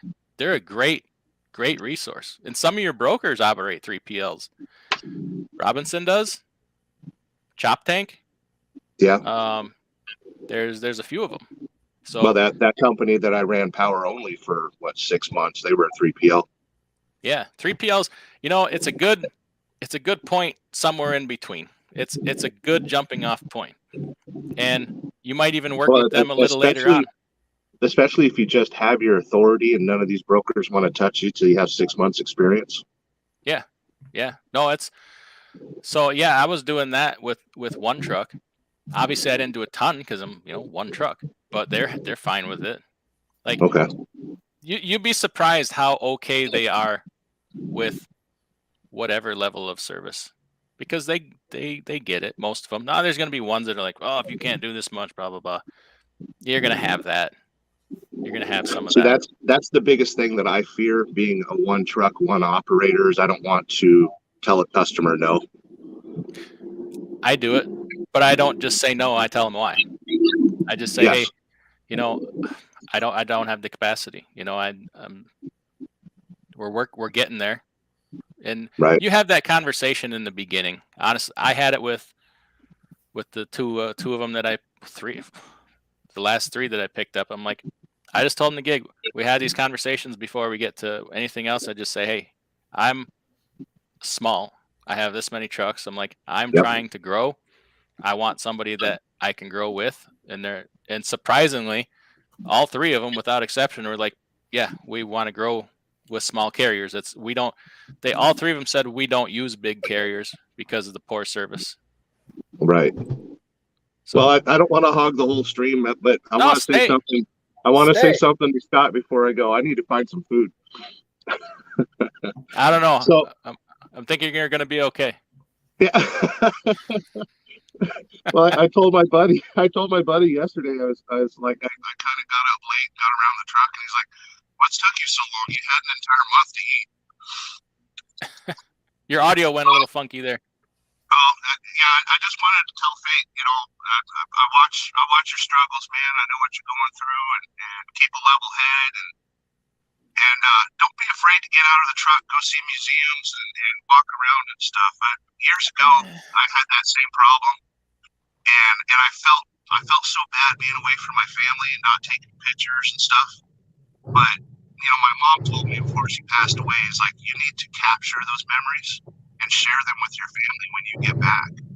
So go see museums. Anytime you're broken down, go for a hike, take plenty of pictures. You've got video equipment, take some videos, make some YouTube videos. Because that's what my channel is about, is documenting what I'm going through right now. Because eventually my daughter's going to find it. And she's going to be like, hey, there's my dad. Sterling, I don't know. I kind of feel like I need this guy out working. Like, free time. Yeah, I shouldn't have this discussion with your boss.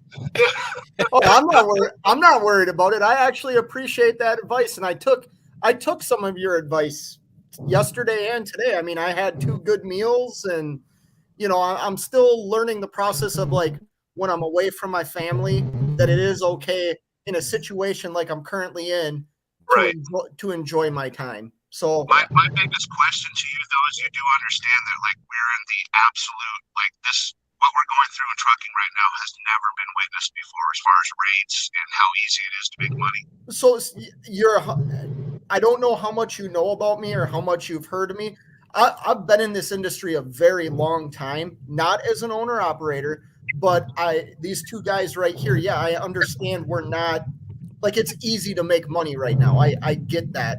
But I've also positioned myself, like, if rates were to crash today, I'm still a very profitable business. Like, I don't owe anybody anything. You know what I mean? I don't run my business solely on credit and stuff like that. So yeah, I know we're in a really different market that makes it easy for anybody to come out here and make money. But I've also positioned myself knowing that this market might not always last. And I don't spend my money. I mean, yeah, he's Fay Trucking still got his confirmation money. Good. sure. Yeah, he's got a cabin. What about you, Cash? Did y'all hear about his cabin? Yeah. What about you, Cash? Are you going to buy a trailer this year? What you got going on? No. Keep doing what I'm doing. I got no ambition to have drivers. I've been in Texas all day, and you should see some of the driving going on here. So I'm in Houston right now. I couldn't sleep with. I seen a guy straight line backing earlier. Took him 9 pull-ups to straight line back a truck in. probably in a U-Haul truck. I had to honk the horn. He would have knocked the guy's mirror on the other side off. I'm like, I thought he was drunk or something. It was that bad. Thank you, Aaron W. He's been trying to reach me about my car's extended warranty. I was been wondering why my phone's been ringing off the hook here. And thank you, sir, I got that call today. for super chat. Thank you, also Cassius King. We gotta Hang hear on, from y'all. Cool Trucking. Can you hear? We gotta hear from you. Yeah, before can we you lose hear me now? We hear you now. Can you hear me now? Oh, jeez. Oh, Yeah, kinda. we're coming into Ontario, so you should be able to hear me pretty good now, I guess. The better half's over here jamming them gears, trying to get into good signal. Okay. What's up with you tonight, Cool Trucking? And I'm just headed back to the house. We're about an hour and a half away from Boise, and seen you guys were all in live. Seen you this morning too, so I thought, hell, I better jump in here. I'm missing something. Yeah, I'm. You said Ontario there. I thought for a second maybe Ontario, Canada. I was going to ask you So all did about I. that. Yeah. Oh, no. Ontario, California. Yeah, Ontario, No, Oregon. Oregon, yeah, Oregon. Okay. But Yeah, those other 2 Colombian states I don't know about. Okay. The Cool Truck, and when I caught COVID in January, they traced it to that general areas where I got the COVID from.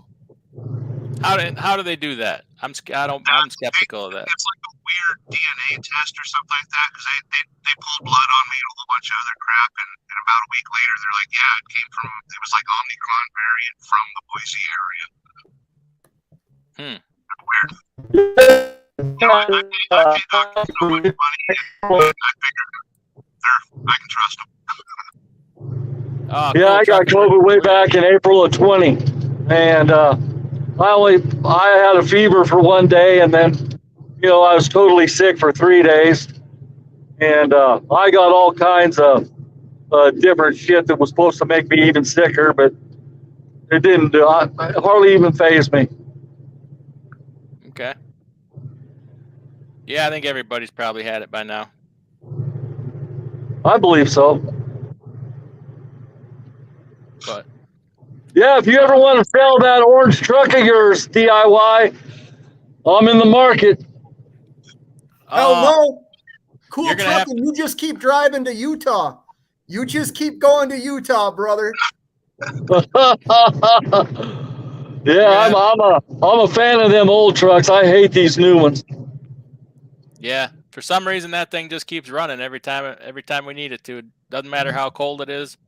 Doesn't matter if anything else is broke down. That thing will start and get after it. Yep. I'd never get rid of that thing. I'd fix it up, as a matter of fact. Yeah, it's yeah. good. It's pretty much all fixed up. I think it's got a bad injector again, but other than that, she's good to go. Do you guys remember Woody from? He had that truck, Woodshed. Yeah. Yeah, you ought to fix it up like he fixed his up. Oh no! Yeah, waste a ton of money on chrome. Because then I'll be living in somebody's basement again and be out of business. Yeah, he is out of business now. Didn't he go into real estate or some crap? I don't know. But Chrome might have had something to do with that. Just saying. Yeah. Chrome. Hey, but if your truck, what I heard. If your truck's paid off, what are you going to do? Give your money to the government, or are you going to buy stuff for the truck? So just chrome it out. Otherwise, you're going to be paying it in taxes. There's more than 2 options there. You can give it to charity. You could spend it on your kids' education. I mean, lots of things. You could give it to I'm an old guy. My kids, I got grandkids that are adults, so I'm way past that stage. You can give it to yourself into a retirement account and keep it. We got a whole bunch of things we can do. I've been dumping a bunch into crypto. Okay. We can buy more trucks for scallywags like Fate Trucking. Bring them on. Well, I wanted to expand, but my wife doesn't want to, so she's ready to retire. She's got a couple more years, and we're retired. I don't blame you. Jackknife TV. Here's a link for you. Hey, I'm gonna step out DIY. About my bedtime. I appreciate it, everybody. 99. Hey, you know what it is, right?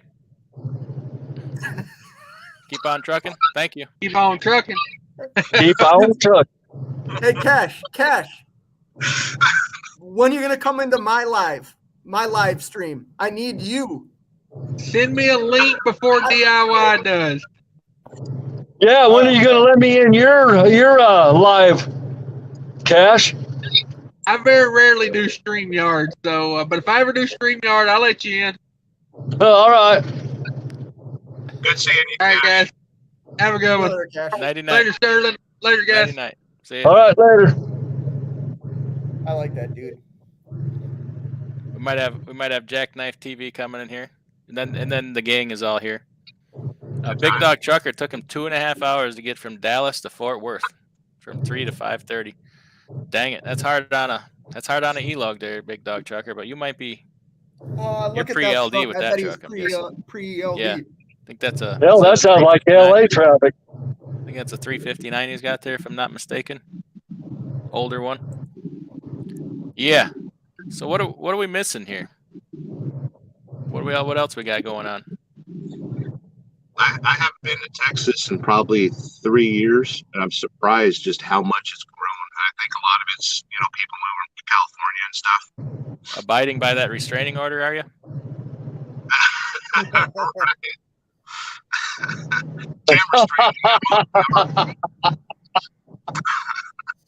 Glad to see you're staying that far away from a school like you were wanting to. Yeah.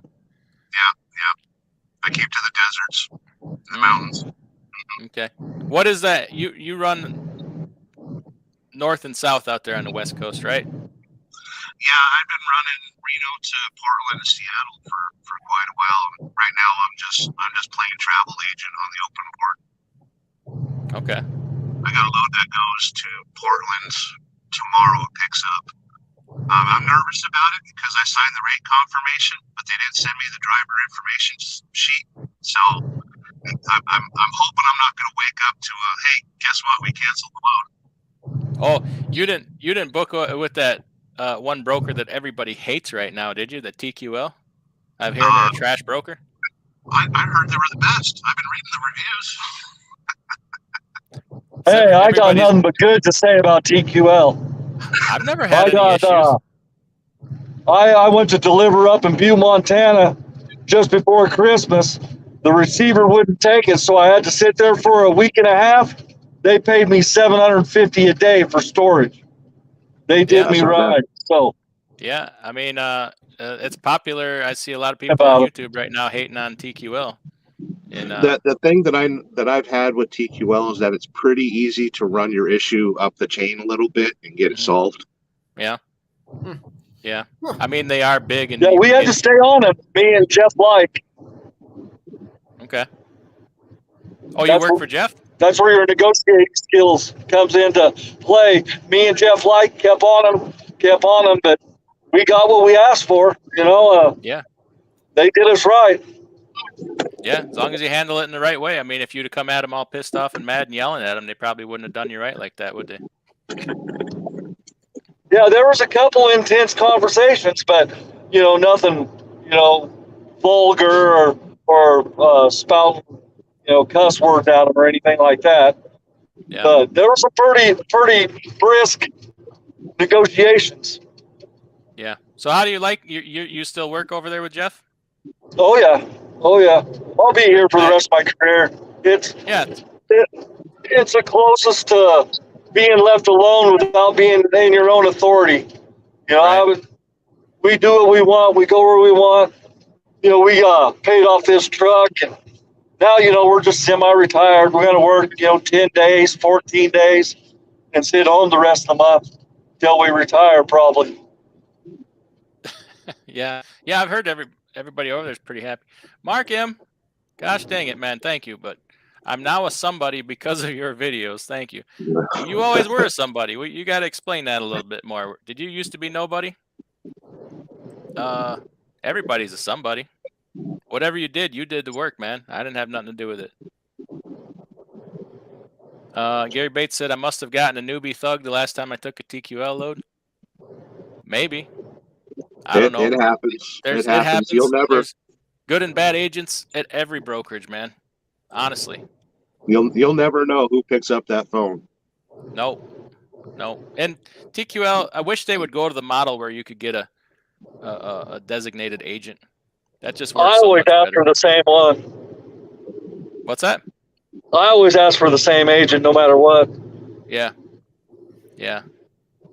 I find with TQL they don't stick around very long.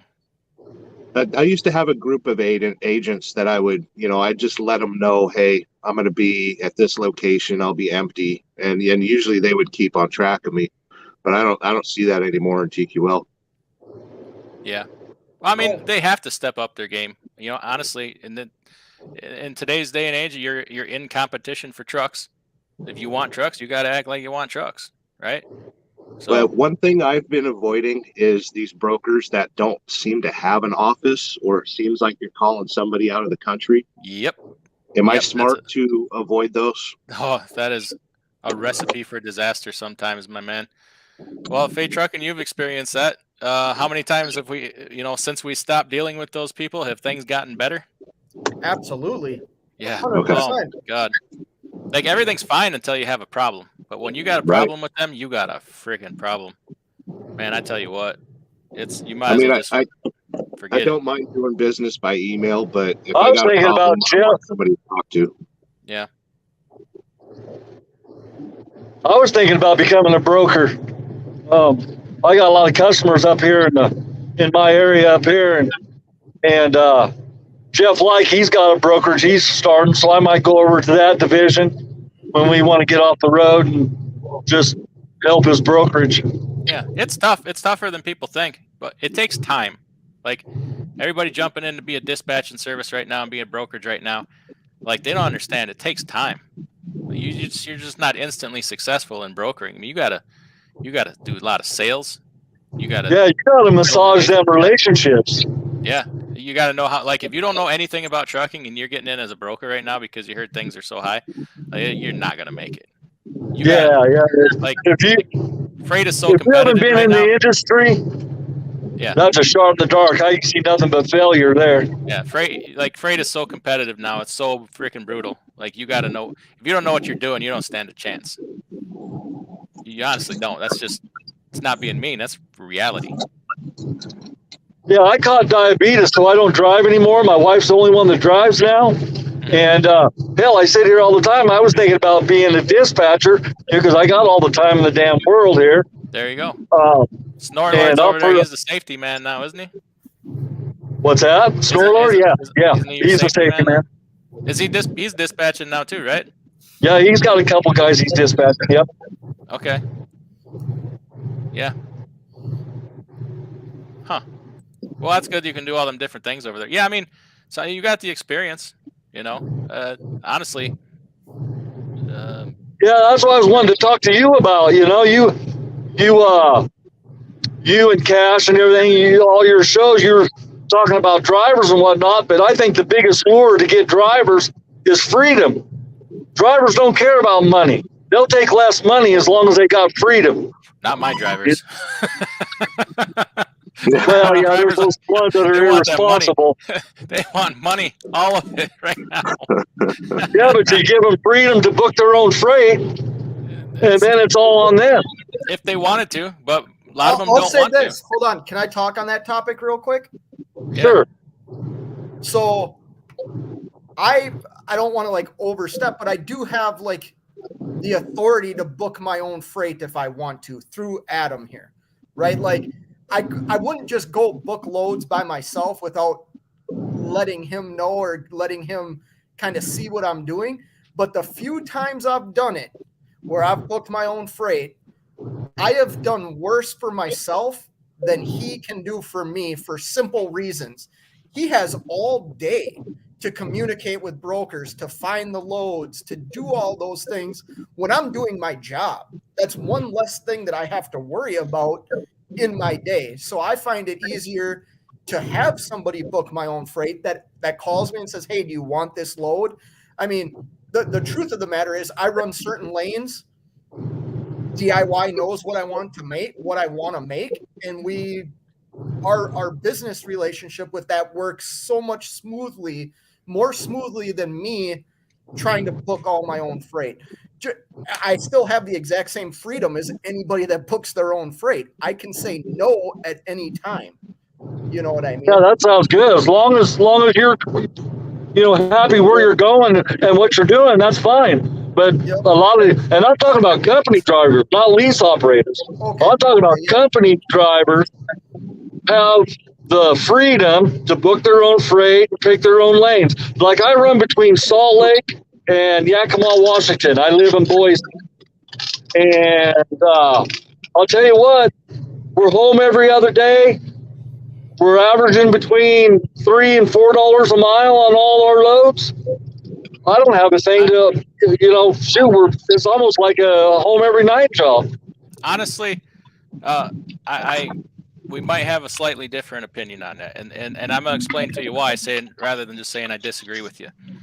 I've had a bit of bad experience with somebody that I took on and book their own freight.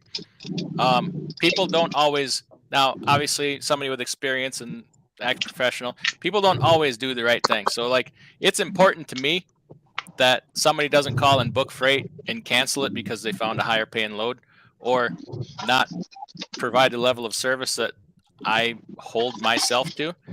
And honestly, I had the problem with a couple different times where somebody books their own freight, doesn't like how it turns out, there's massive problems, and now I got to make it right. I kind of feel like if you book that freight, that's your baby, right? So, right, yeah, that's how I feel too. I have to be careful that they're doing the right thing because they're acting in my name, right? Exactly. So your name is on the door, your authority. But I see, everything we book, we got to book it through Jeff Like. You know, I Right. can't just book it Right. myself. We No, got no, to I send get it to that. his office. He okays it, and then Thunder Funding has to okay it too Right. before it's final. I probably I get a lot of that, and I probably see it slightly different. A lot of people don't agree with me on that. Like, well, it's my truck. I should be able to book my own freight. Yeah, but it's my reputation, and this is what I've built in the last 25 years, right? And Right. it's ultimately my money. If you book with a bad broker or you have some kind of agreement I don't know about, and I get stiffed, I still got to pay you. Like legally, I still have to pay you. Right. Now, let's say you had a company driver. Let's say you had a company driver and he was with you year and a half, 2 years, performed well, and done everything up to par. Wouldn't you like to be able to just give him the freedom and say, go ahead and book your own freight because you don't have to worry, he's proved himself? If we put some, yes, absolutely. I'm with you on that. If we put some time in and he's proved himself and we have trust, I trust him and he trusts me. Yes, then we could do something like that. That's what would need to happen. Honestly, Right. even if I took on a new owner operator and they're like, I want to book on my own freight, I'd be like, let's just give it a month, right? Let's give it a month. Like, we got to get to know each other here. I got to know that you're not going to call my Robinson rep and mother F him up one side, down the other. Because if you do that, you're out of here. Because that's bread and butter right there. Like, we're yeah, that's all got to be under your parameters. Your parameters are what they got to abide by. You know, that's the bottom line. Plus, I'll beat around the bush on this. I'll just let it out. Okay, somebody that I let book their own freight made a major mistake with a load, and I had to buy the load. Damn! It wasn't me. No, it was not him. It cost me a lot of money that probably should have put me out of business, but I made it through, and it's really hardened my stance on that. I guess I'm not really over it yet. So, right. You know, I may sounds be like jaded. somebody didn't set their reefer right or something. I forgot to turn the reefer on for the ice cream. You're close enough. You're close enough. Nope. So, you know, it's up to like Mark M says, yeah, the problem with the company driver is they cannot possibly comprehend the bigger picture that the carrier has to manage. And that is true to a certain extent. That's why, you know, but I agree over the course of time, like Scott and I, like we've done deals together where we fully trust each other, like with large amounts of money. And I have a few other drivers like that. Now it's not even a question. Like, you owe me 10,000. Okay, no big deal. We'll get it. You know, that's the level of trust we have. You want to buy a truck? You know, we'll do the deal. No issues. You work up to that. You know.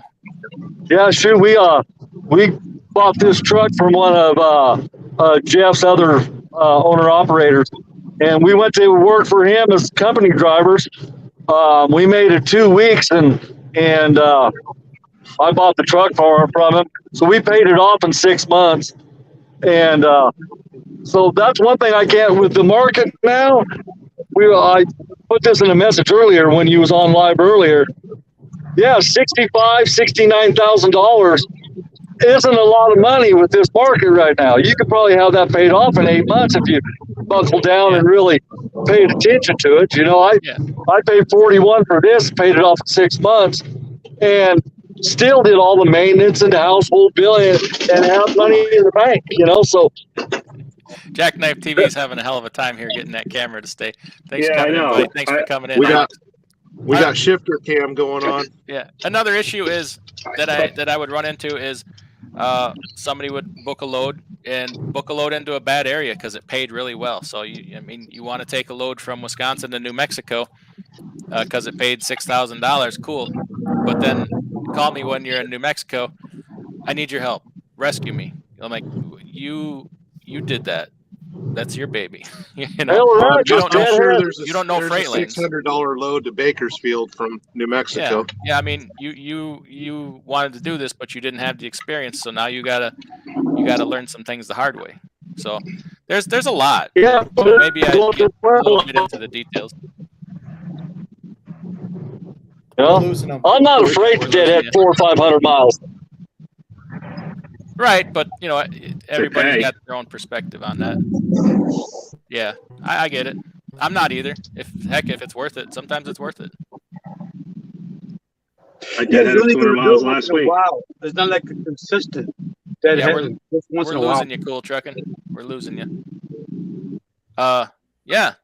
All right, well, the gang's all here now. Oh, by the way, Mark M, someday you're coming in here. Someday we're gonna meet face to face once and for all. Oh, we lost Cool Trucking. Okay. So yeah, He's thanks for driving. coming in, Jack Knight. No, his wife was driving, so I let it Oh, slide. okay. If you would have been driving, I wouldn't have let it slide because Yeah, I'm no. not gonna be. You could tell not he gonna be- wasn't driving. Yeah, I'm I not gonna mean, be liable he's for that. moving. Yeah. I'm just hey Adam, I'm just here as your friend. I don't like when you said that earlier. So let's talk about this friend thing, right? Uh-oh. So the guy that don't call me no more, the guy that don't Oh, come on, answer man. my calls anymore. How many super chats you give him? There you go. We love you, Adam. Hey, he does. He does. I'll give him that. But we used to talk pretty regular. Now Alex gets a you're brand new crazy. Kenworth, 2022 Kenworth, and he doesn't need me anymore. Wow. Can't afford to stop running. I know how you feel, man. Come on, Adam. You know I'm that's not teasing you. I'm teasing you. Come on, buddy. I got you, man. I'm teasing you. Yeah. So tell us all about it. How do you liking that brand new 2022 Kenworth? What is that? What's the model number on that? The T680. T680. What do you mean? Oh, with the pack car. Has the Give us- 13. Give us the review on that. I mean, so far, honestly, man, when I was with Chavo Broco, I was in the shop every week, man. My vacations and the shops. You know, it's one thing, $60,000 worth of parts. Pain in the ass. This right here, the new trailer truck is smooth sailing. I'm gonna save up. I really want to get already active again. Well, I want to activate it. Put some insurance on here. And that's it. You know, these are great trucks, but at the end of the day, they're expensive as hell. It's an expensive way to do business, isn't it? So how's the fuel economy on that thing? I ain't gonna lie, man. These new, man, it's a dream. You're talking about like 10, 9 going up mountain. I told you, Adam. I told you those trucks got that. Yeah. Yeah, they do. I'll give you a $20 super chat to take off the T-shirt next. Telling your wife about this. We had this talk. It's Number Valentine's Day. Number That's one, my present. we're in a post Biden society. $20 is not really $20 anymore. So That's right. up that. And number two, how would your wife feel about you trying to offer Like another Kelly man money said, to take off his bling clothes?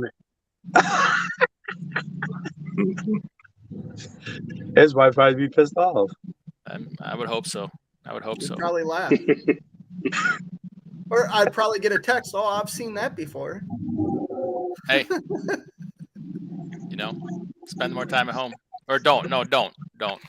We need the money. We need to get you moving again. Hey, I'm gonna give you early congratulations. I know you're gonna get 27,000 probably by tomorrow. So congratulations on 27,000 subscribers. 27,000. Well, thank you. Well, that's crazy. I remember when they had 300. Close personal friends of mine, every one of them. Oh, Good yeah. for you, Adam. Good for you. Yeah, that's wow. See, only the 4 people, only the 4 people that like me are here right now. Everybody else, I don't know.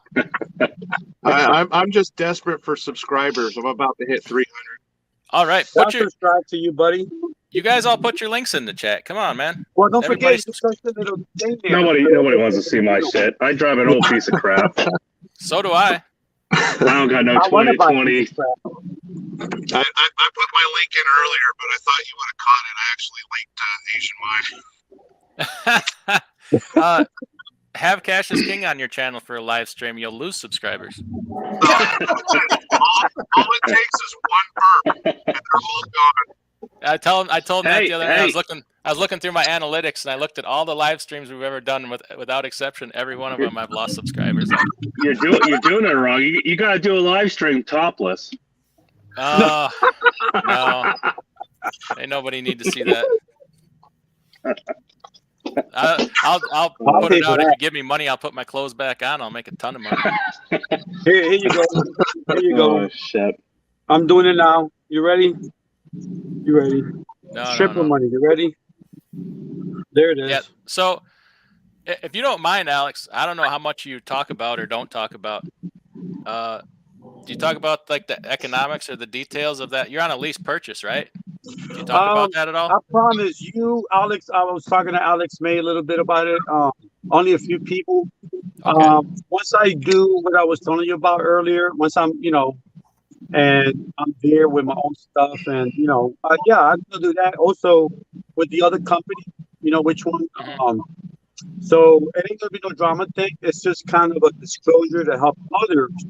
No, Okay. I'm not a drama. I got two monetized channels. Well, this is on my other channels on monetized. This is monetized. I don't do drama. That's why I like it. This is all new learning, no drama. So I bring that here. And it's like for an awareness, to let Yeah. others. But you know what it is. I mean, Are you parked on the shoulder of the road? yeah, no, on the rest stop thing with. Okay. You're parked safely, right? Yeah. All right. I see cars But going As by. safe, as safe as you can be, probably. Yeah. So, Well, those new trucks are automated. He don't have to hold the steering wheel. It's all that new truck It's all that new truck parking the Biden administration made. yeah. Yeah. So yeah. you're on a lease purchase. What do you like? If somebody's watching this right now and they're thinking about doing a lease purchase, like, what do you have to say about it? We've Well, obviously go talked to a about it. company, go to a company where you can pick your freight. I like Yeah, with those things, but you also have to be aware. You gotta love it. Like Adam, he does what he's doing. So when he goes to the growing pains, he doesn't feel the pains because if Oh, you love it, it'll be easier to sustain. Also, working capital, I have a few dollars in the bank. Each individual is different. Like Trey was saying, he has a substantial amount to speak. So that's key too, Adam, DYI. So go to a company who you trust. Keep trust. And because at the end of the day, you things happen. Alex, try not to move around so much. Your audio goes in and out. Okay. That's good right there. So it's just basically that. Just go with a company you trust, where you could pick your own freight. You could see the rate cons, where you're talking to the brokers, where you know the true numbers. You know what I mean? Keep that in mind. That's so important. Knowing the true numbers, knowing that you're the only one, and you're a broker. Like you said earlier, as long as you could live off what you negotiated, it doesn't matter what the broker is keeping. If he's keeping 80%, but you could live off of that 20 and save, then just go for it. What you don't know won't hurt you. The transparency thing, the industry, I think they blackball you or black flag you to some extent. If you're kind of a medium-sized, small, like a small company like Adam, and you want to keep growing, you don't want to put obstacles in your way. So you might want to refrain. I think that transparency thing is a bunch of crap. I think it comes from people who don't understand. Like, there's another side of it. So, okay, you go to Washington demanding transparency that they have to show you what they're getting paid on the load. Then why would it not be fair for them to come to you and say, you need to show me your cost per mile so I know if I'm paying you too much? You need to show me what your expenses are. I want transparency on your side too. Hey Adam, Nobody will like that. I got a question to ask you on that. Yeah. About transparency. My best buddy, he's going through his first safety audit, with his new authority. Yeah. And they asked to see his revenue for last year. How is that a safety component that DOT is worried about? Doesn't make no sense. I've never heard of that, to be honest with you. Let me tell you something, Adam. Sounds like taxes. Yeah. Well, FMCSA don't care about taxes, though. But if they ask for it, he's going to have to show it. That's what I mean. They want to see how much they can pull him over and fine him. Probably. No, if they're asking him for it, they're probably suspicious of something that he's doing. But that's not their problem. So I asked him, and I was just like, is this person that you're dealing with? Can you talk to them and maybe after you get through your audit, maybe ask them later, hey, what do you need my? But he runs a clean operation. He's not scared to show that he only ran half of last year and only made maybe $100,000 or something. Where's he run out of usually? Nevada. That's why. I bet you that's Yeah, why. Nevada has gotten really, really sketchy this last couple of years. Like even on your regular cars, every time you file registration, you have to tell them how many miles you've driven every year. Oh wow. So Yeah, let me ask this question. I figured it had to do with miles or either that or like illegal dealings, with the border. That's Right. what I figured. Go ahead, Scott. It's Valentine's Day, and you're on a live show with 4 dudes. What's the Yeah, problem? My wife Well, we just love texted me, Adam, didn't man. she? Come on. hey, if you want, I could try posting some of the pictures I've gotten earlier. So all I it know hasn't is, been, it all hasn't I been know that is boring.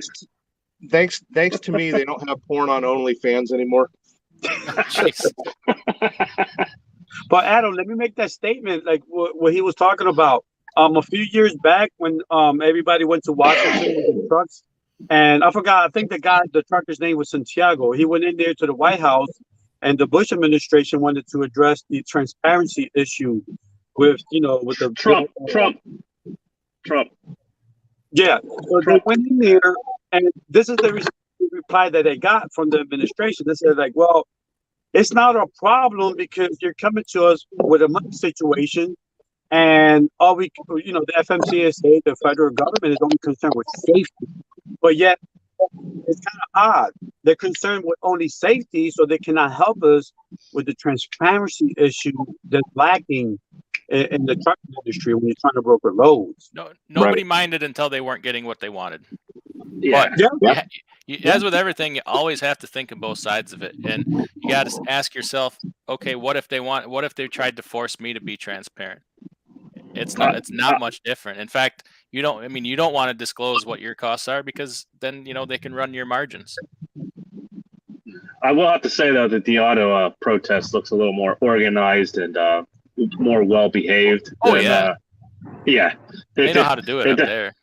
The DC protest was a couple days away of looking like a back parking lot of a TA or something. Yeah. So there was no organization, no support. There was no planning. It was like calling a broker and just throwing numbers at them. Yeah. But no, that's why mostly I like the Ottawa thing that's going on right now. Mostly in the past, anytime somebody wants to do one of these organized strikes or whatever, whatever the issue is, I don't generally support them because I don't think they're very well thought out. Like they don't have a lot of forethought put to them other than we're going to shut everything down. I'm glad they didn't do the Super Bowl one. Talk about blockading the Super Bowl, because you do that and you just turn the entire country against you. You just messed with a good time. Like, there would be a few people who would be really upset about that. That would have been a really dumb thing to do. We'll get all the attention. We'll show them. You'll show them that you're an a-hole, and you'll show them that you caused them to miss the Super Bowl, and they're really not going to like you. Hey, if Dallas was playing, nobody would have cared, so it's all right. Nomadic Brit, hey, thanks for coming in, buddy. Nomadic Brit, all right.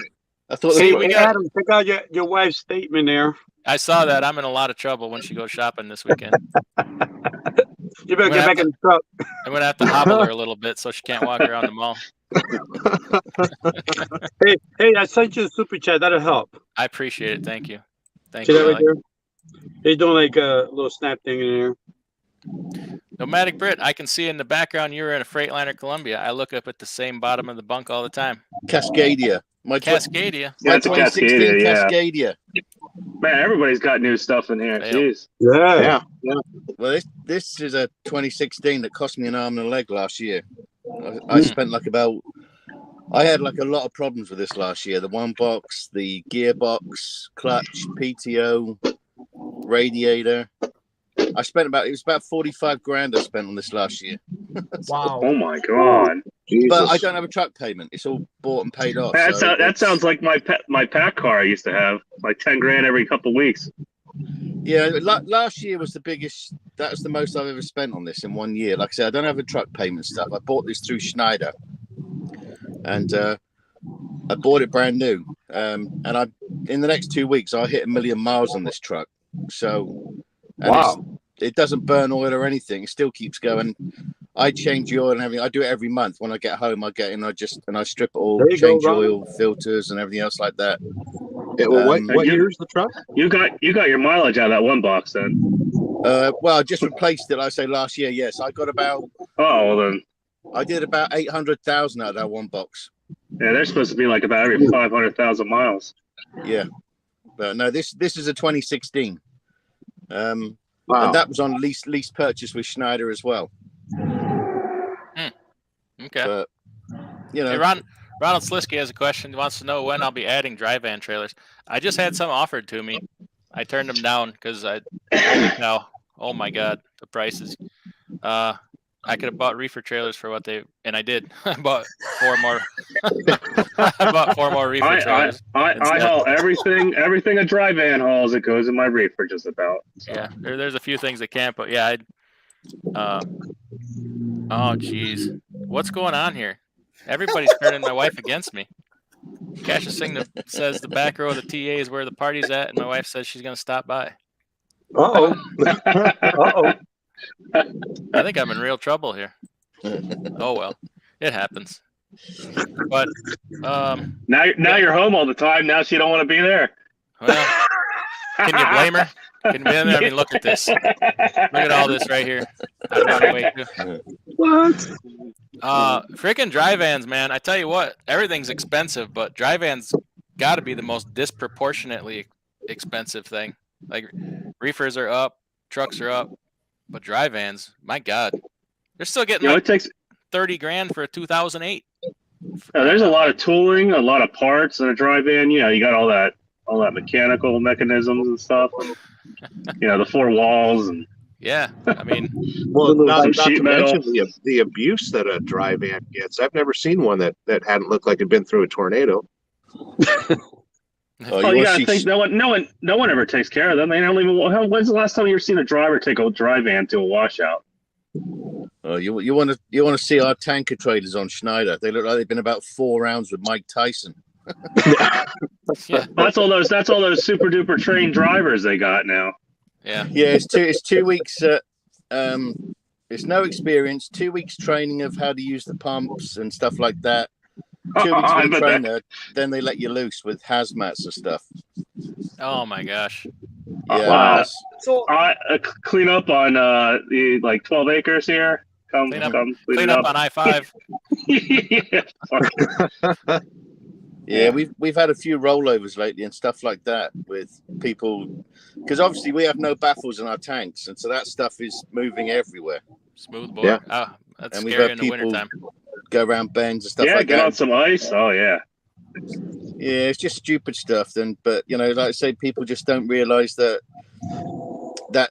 product, when you're going around a bend, is climbing up the side of the tank, so it starts pushing the weight across, and they don't understand that until it's too late. And boom. Yeah, that's a little scary. A little too scary for me. Yeah, I've seen, like say, you go to some of the actual OCs and you'll see the trailers really trashed. Hey, if they leave the pound of money in my garage, I'll go drive it. That's a true point, Mark. hey, DIY and everybody, Yeah. I'm gonna jump out and get ready All to go right, to bed. Why? Where do you have to be? He saw I his don't have wife anywhere sneaking to out the be. door. Don't want to be late for the continental breakfast? It's not. It's Pop-Tarts and granola And bars. Cheerios. He wants to have his Cheerios, and they're out of milk. I heard that knock on that door in that hotel. Oh, You're gonna get me in trouble, bro. That's the whole idea. All right. Well, hey, She's gonna come home, check you for hairs.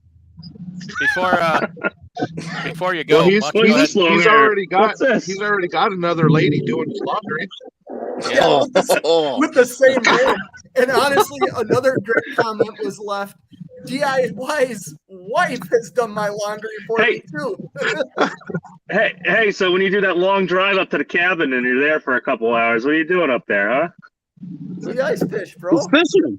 Yeah, he's fishing. How deep you fishing? How deep?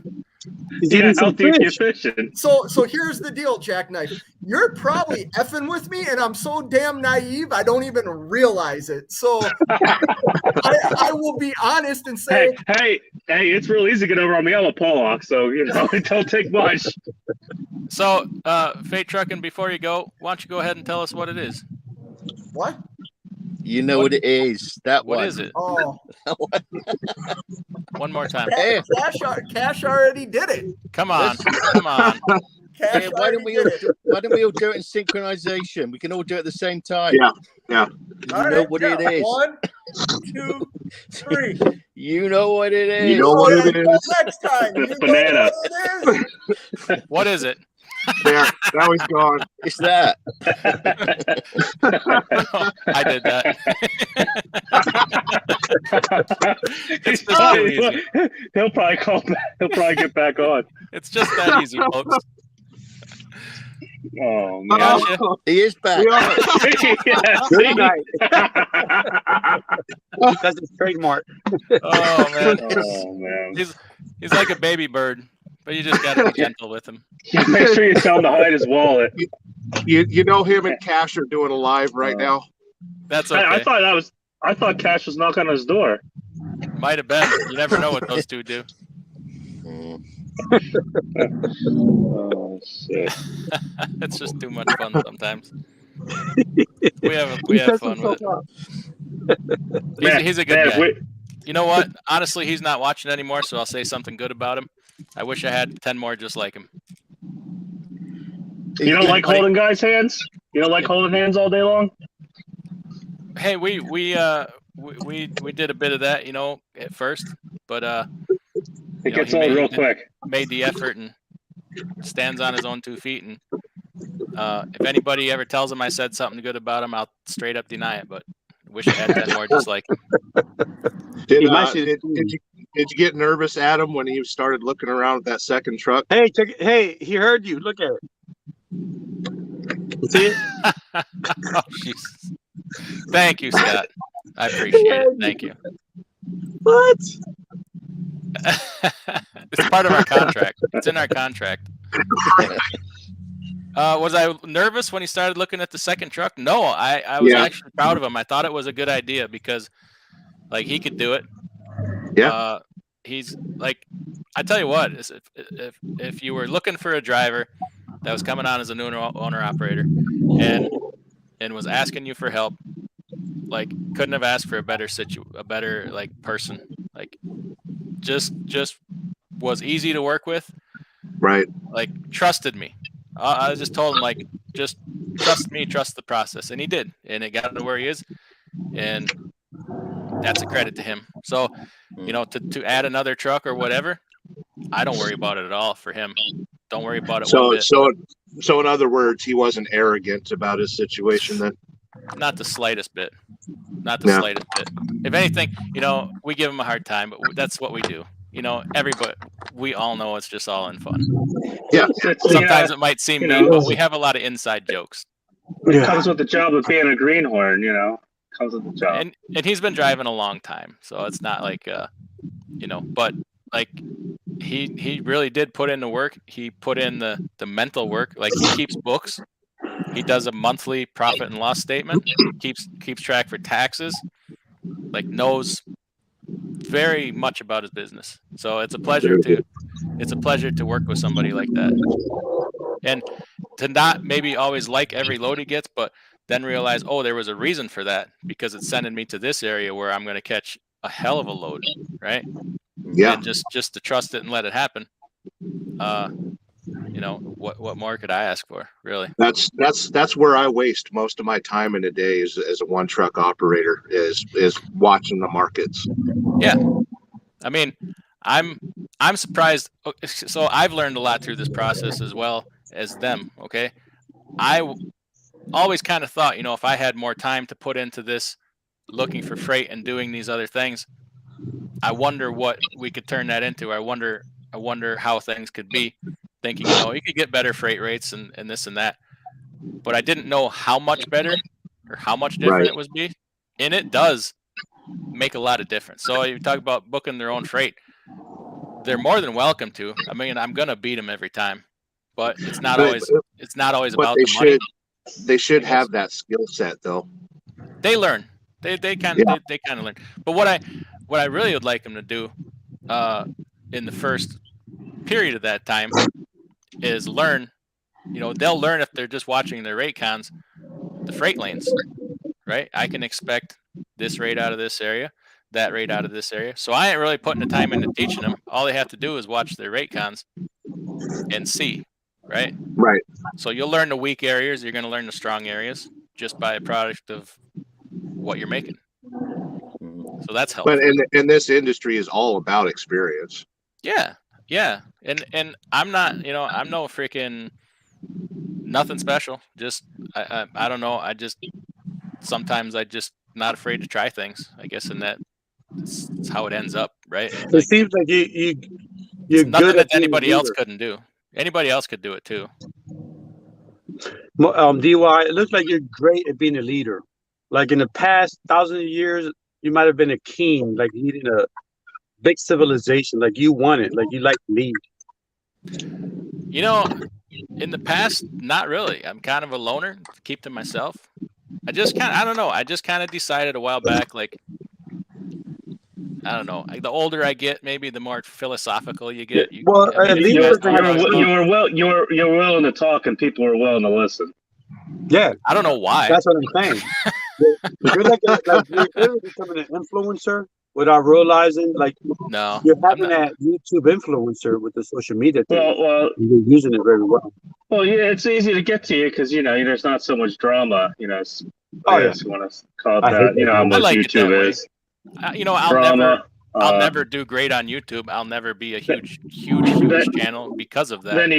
Then you got another big channel that contradicts himself about every couple months. So, well, let's get on over. I think DYI's channel is great. Then you have other channels, they're better. But then you look at the quality content, like, are they really creating versus creating is harder. So you're not going to have a billion subscribers because you're actually, you're YouTuber creating, making something versus I'm just me. Stuff that falls into the labs. Alex, you got a Bluetooth on, or you got like a wired mic? I think you got it around your neck. Yeah. Is it wired? Is it wired into your phone? Yeah. Is it like messed up? It goes in and out every time you keep moving your head around. If it's a wire, it goes into your phone. Pull it out away from your coat and stuff. How about now? It's probably twisted in the 3.5 millimeter jack. It's probably twisted in there. No, it's cordless. Oh, okay. If I turn it off, should I turn it off? I don't know. It sounds good now. Just wherever you had it was like driving everyone crazy. Yeah, sounds good now. Oh man. Yeah, just maybe it was picking up the cars going by or something. I don't know. I think it's in a little wind, maybe. Yeah. Just Struggan says, "Wish you could all learn how to book better. It helps everyone." It does. And if we're all being honest, like, there's a lot of new people in this industry booking freight in the last year. I mean, that's the sad reality. It is what it is. And to never know anything other than these freight rates, like, you got to know a little bit of history to understand and respect what's going on right now. Like, Sterling, you said it. Like, this is unheard of, like, rates. To get $4 a mile on a long haul load. Like, if you've been doing this more than a year and a half, it doesn't happen.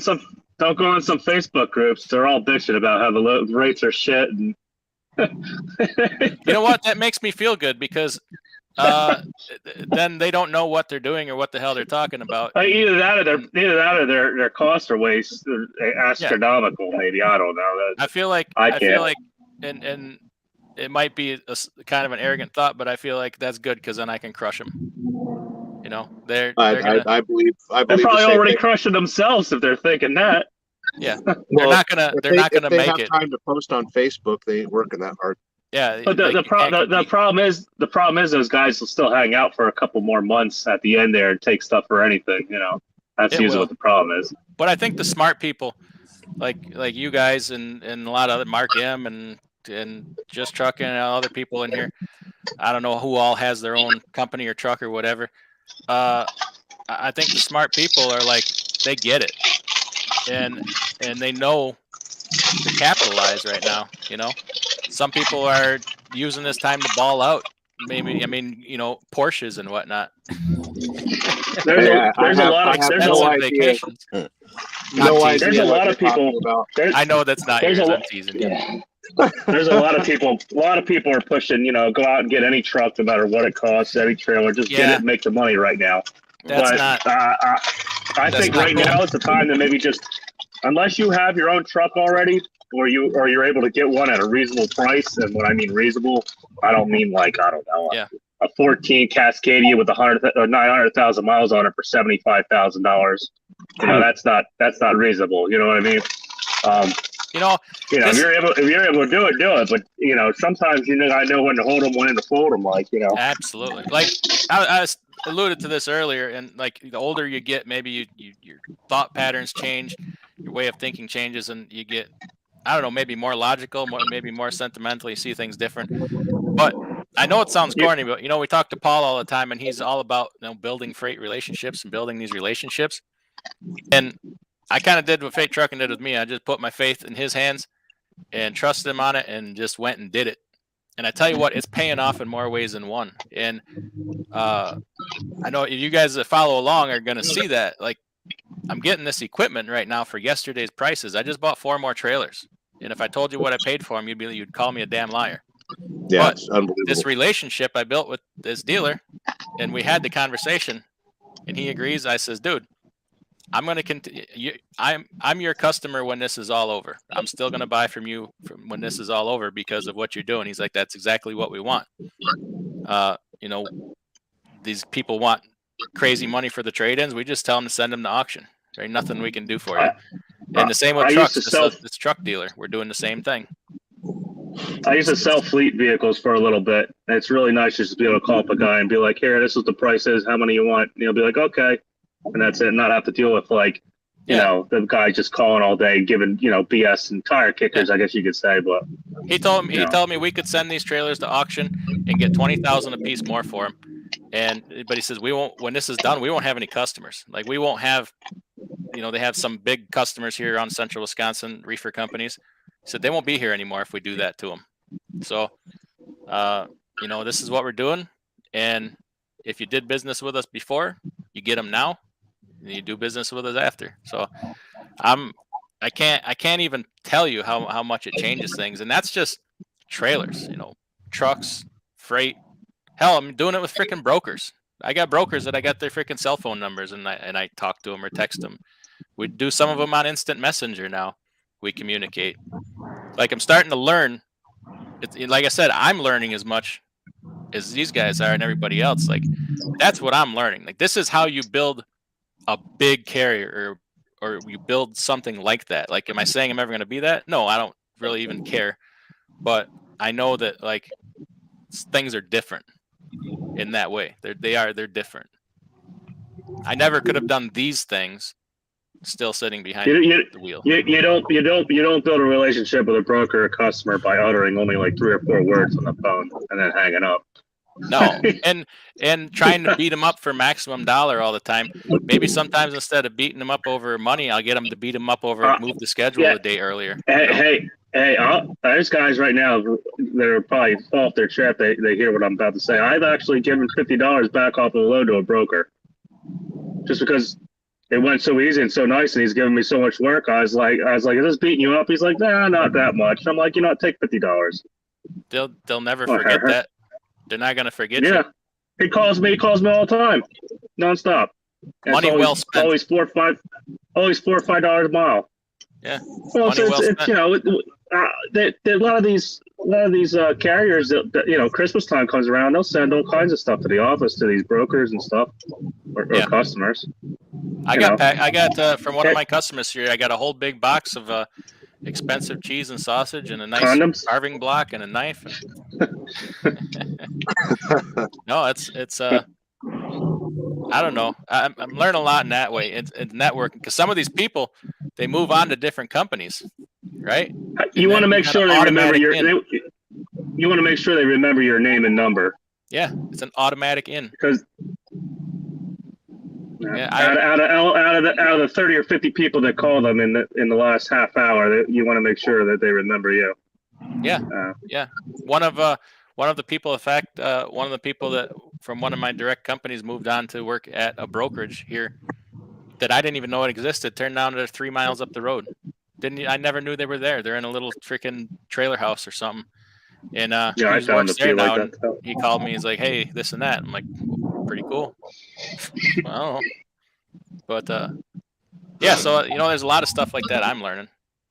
But it helps as well. Just going back to FM Freight Trucking to Scott, because he's obviously the face of your company now. Because when he goes out there, and he conducts himself he conducts himself in a very good manner, though, doesn't he? And he speaks politely and stuff like that. Oh man, you're gonna have to get him a parking spot. I just love, like, every time Scott's on YouTube or whatever, he goes, "I'm not going to tell you who my broker is, but you can guess who he is." You got to go along with it. That's all. Yeah. I'm not going to say who my carrier is, but it's probably DIY. Yeah. No, he's seen it. I honestly, we're friends by now. Also, probably everybody can tell, but we talk about a lot, and he's seen it, like how he's done it too. He's got different brokers or customers that we use regular, and he treats them the same way, and he's seen what it gets him. So, is it for the wrong reason because it gets you something? I don't think so. I think that's just kind of how things are done. And some people, like, everybody's hot on TQL right now, trash talking them or this broker or that broker. Well, I've had to do it in my life where you got to sit down and think about what the hell you're doing, and are you speaking to people right, and examine your shortcomings. I've had to look at mine and say some of these brokerages are just like the carriers. You having random drivers call up these brokers. You have no idea, what they're saying and what they're doing. It's the same way at the brokers too. It is. I've talked to some really good Landstar. I got some good Landstar brokers, but then again, I've had other Landstar brokers that Landstar drop them off a bridge or something. Yeah. No, it takes some self-examination sometimes. I've certainly had to figure out where my shortcomings are, and have I beat them all? No, but working on it. So yeah, maybe it's not necessarily all the broker. It's how you talking to them? Are you talking to them like it's a one-shot deal? I tell you what, if you think every broker's ripping you off, you're never gonna make it. Right. But it's amazing that people will make that statement every time that a broker's screwing you. Well, you got the opportunity right now to change that, and are you? Or are you just gonna sit there and take the screwing every time, like you claim? That not every broker is screwing you. Well, there'll always be people saying that the sky is falling. That's just how they're wired. Yeah, and okay, one of my shortcomings, sometimes I can be guilty of that. I'm been accused of being overly negative, and I have, honestly. That's called being prepared. Being prepared. Yeah. I don't know. People that are depends how many times you got screwed. Yeah. No doubt. Being cautious, but anyway, gentlemen, I don't know. You got to go. I'm gonna have to make a move because I got a 4 o'clock start in the morning. So dang. But no, keep up the good work. But it's another good show. So, and I always appreciate watching your DIY. So yeah, thank you. Everybody stay safe and keep making that money. Hey, yeah. Be safe. Stay safe, nomadic. Good night. Yeah, am I the only one here that has Valentine's Day obligations? So you guys got something tied up in your sleeper back there? No comment. I catch a lot of hell for not driving and stuff. I want you guys to know I did put on 7,000 miles last month. There you go. I do still drive some. So when you don't see me for long periods of time, it's usually because I'm in the truck too much. I'm sure the reason why I did that in this Corvette. I do about lately I've been doing about 2,000 miles a week. That's good. Hey, that's when I called you. You was in your sleeper. Remember? You say I don't call you. Come on now. It's hard on me to do 2,000 miles a month anymore because this takes my time, and to get away and try and dispatch and stuff when I'm on the road is just too much. It's too much, and I can't do it. I can't do a very good job when I'm gone. So I'm trying not to do that anymore. When you hit the road, how much of an office do you bring with you? I mean, you've got your printer, your laptop, and all that. I can do just about everything from my tablet.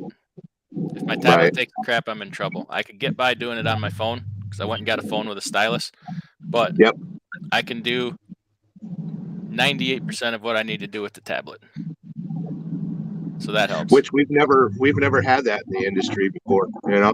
No, remember having to stop at a truck stop 3 times a day for rate confirmations and stuff? No, I don't. Thank God. Remember looking at the bat board? Pulling out your atlas and trying to figure out. Yeah, now you can just pull up Google Maps and zoom in on Street View and be like, okay, yeah, I can't go that way. Let me go. Yeah, I mean, I always get a kick when I see the older truck stops that still have the phone booths. Yeah, is that but there's no phones in them, is there? I haven't even looked in one. I don't think there's phones anymore. No, they just got those cards that say "Come drive for Swift" all over the place. Oh. I forget where I was at, but I remember going into an older, no older truck stop, and they had like this podium, and like it looked like you were like doing bets or something. And I asked the guy, I said, "What the hell's up with that? Like, what they do, like track betting?" He's like, "No." He's like, "That's how they used to like broke the loads." The guy would be up there on the phone, he'd talk, you'd yell out, "Hey, who wants to go here and here?" A couple truck drivers would raise their hand, and it's like, what the hell? Was that in Tucson by any chance? It was out that way. Ohio? Okay. Used to see that in Ohio. The brokers would have offices in the truck stops.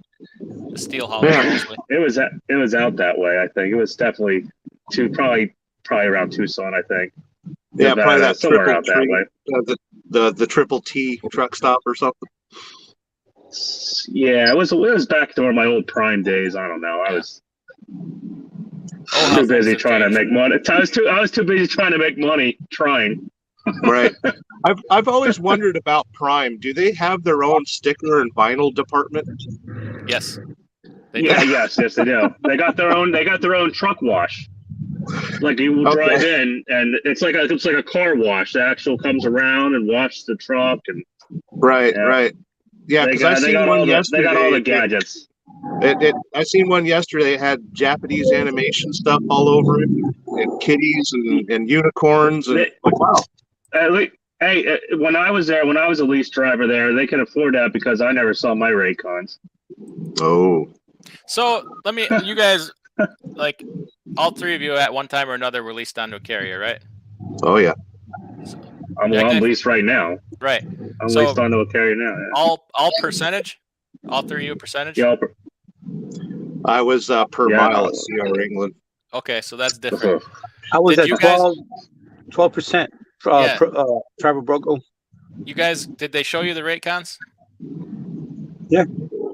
They email them right as soon as they get them. They forward it right to me when I get it. Okay, that's what I do. I send it right from the broker. But all these people saying that companies aren't sending them the rate cons, I don't quite understand that. Like, if you're on percentage, you have to see that. Like a lot of California companies are doing that. This is 2013. I don't know what's changed or if anything changed on it. Prime in 2013, you pretty much got the load on the Qualcomm, and that's about it. You didn't see no Raycon or anything. So I've been told that Prime, and this is just what I've been told. I have no way to know if this is true or not. But when Prime gets a load, it first goes through their brokerage and gets cut, and then it goes to Prime, and then they give you what they set the rate and give you a percentage of what they think that should be. Is that? Well, it wouldn't surprise that because I was leased to another company that did that. I ended up finding out it was his wife's company that it went to, and then got cut off of that, then got cut off of him, and then to me. Okay. So I mean, that you can, yeah. I just send them. You're doing. What I do is I CC, like when I send the broker back the signed rate con, I CC in the driver so that it went to the broker and him at the same time. So I get an email and it comes up and it has, you know, the broker's load number and then our little load number, and that's it, you know. I don't even do my own, like I just use the broker's rate cons. I don't even that's what I would do too if I ever did it. That's what I figured. That way if you need to find it, it's easy. You just put it in with broker ask for it and you find it, you know. Yeah. Yeah. That's it. That's the only thing I'm not, like, when I went and got my authority, that's the only thing I was worried about. Like I was able to pay the $300, get my BOC3 and all that stuff. It was the paperwork that worried me, that when it started coming in or if I got somebody else, that's what was freaking me out. Okay. You know. Now, Trevor Broco, they'll sign the rate con just so we don't take money off it.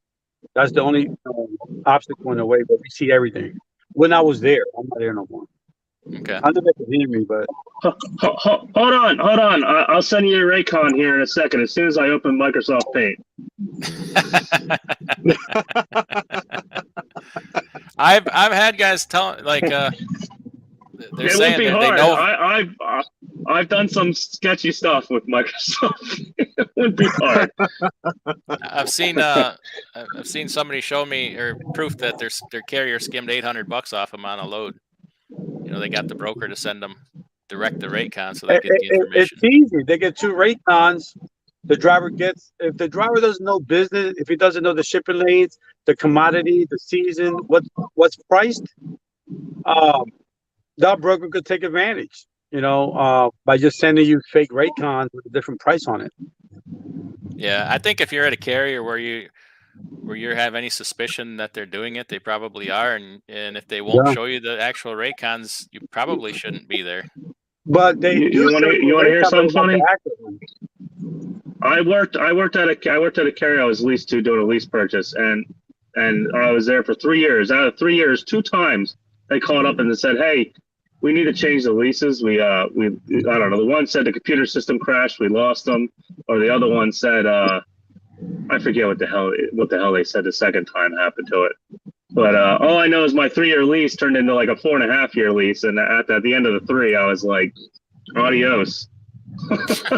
I had the exact same thing happen to me at Sierra England. That's, if you go back, I was on Asian Mai and I told my story about how Sierra England magically changed the lease from 24 months to 36 months, and they flat out told me, you can fight it if you want. And that was it. Yeah, they know you're not going to take a bunch of money and go fight with a lawyer. The only thing I was thinking about doing is I was thinking about calling up Pennsylvania Department of labor. No, not labor. Like commerce. It's like a general, the surgeon, not the surgeon general, but I guess it's like the general or something. I forget what the hell they call it. Yeah, something like that. I was thinking about calling them up and saying something, but I said it wasn't even worth my time. I said, fuck it, you know. Department of Labor won't care because you're not an employee. No, they don't care. And OIDA has fought that crap for years, and nothing's ever happened. They haven't won on very many things at all. I don't think they try very well.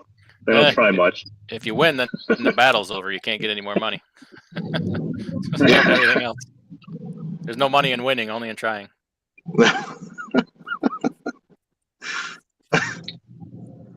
Hey, Adam, how's the homeless doing in California? They cleaned that homeless up, right? Only for the Super Bowl. Yeah.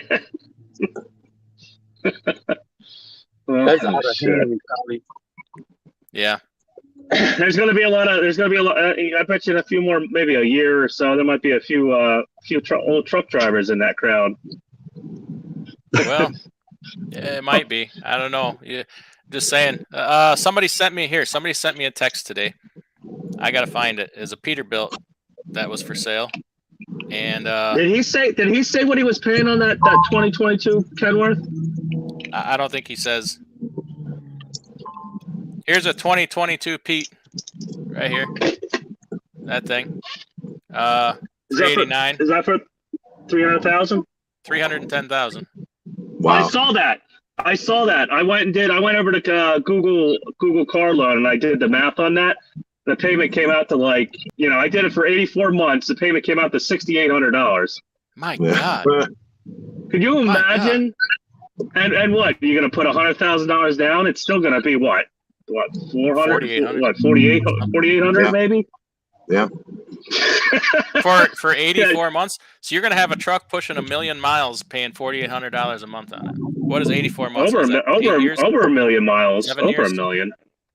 7 times. I don't know how the banks are even doing it. I guess they think they're going to get a bailout if that shit gets down. That's the only way I would think. That's insane. I don't know. Bank in their right mind to take that loan. Take the money. Here in a few years, the repo market's going to be very interesting.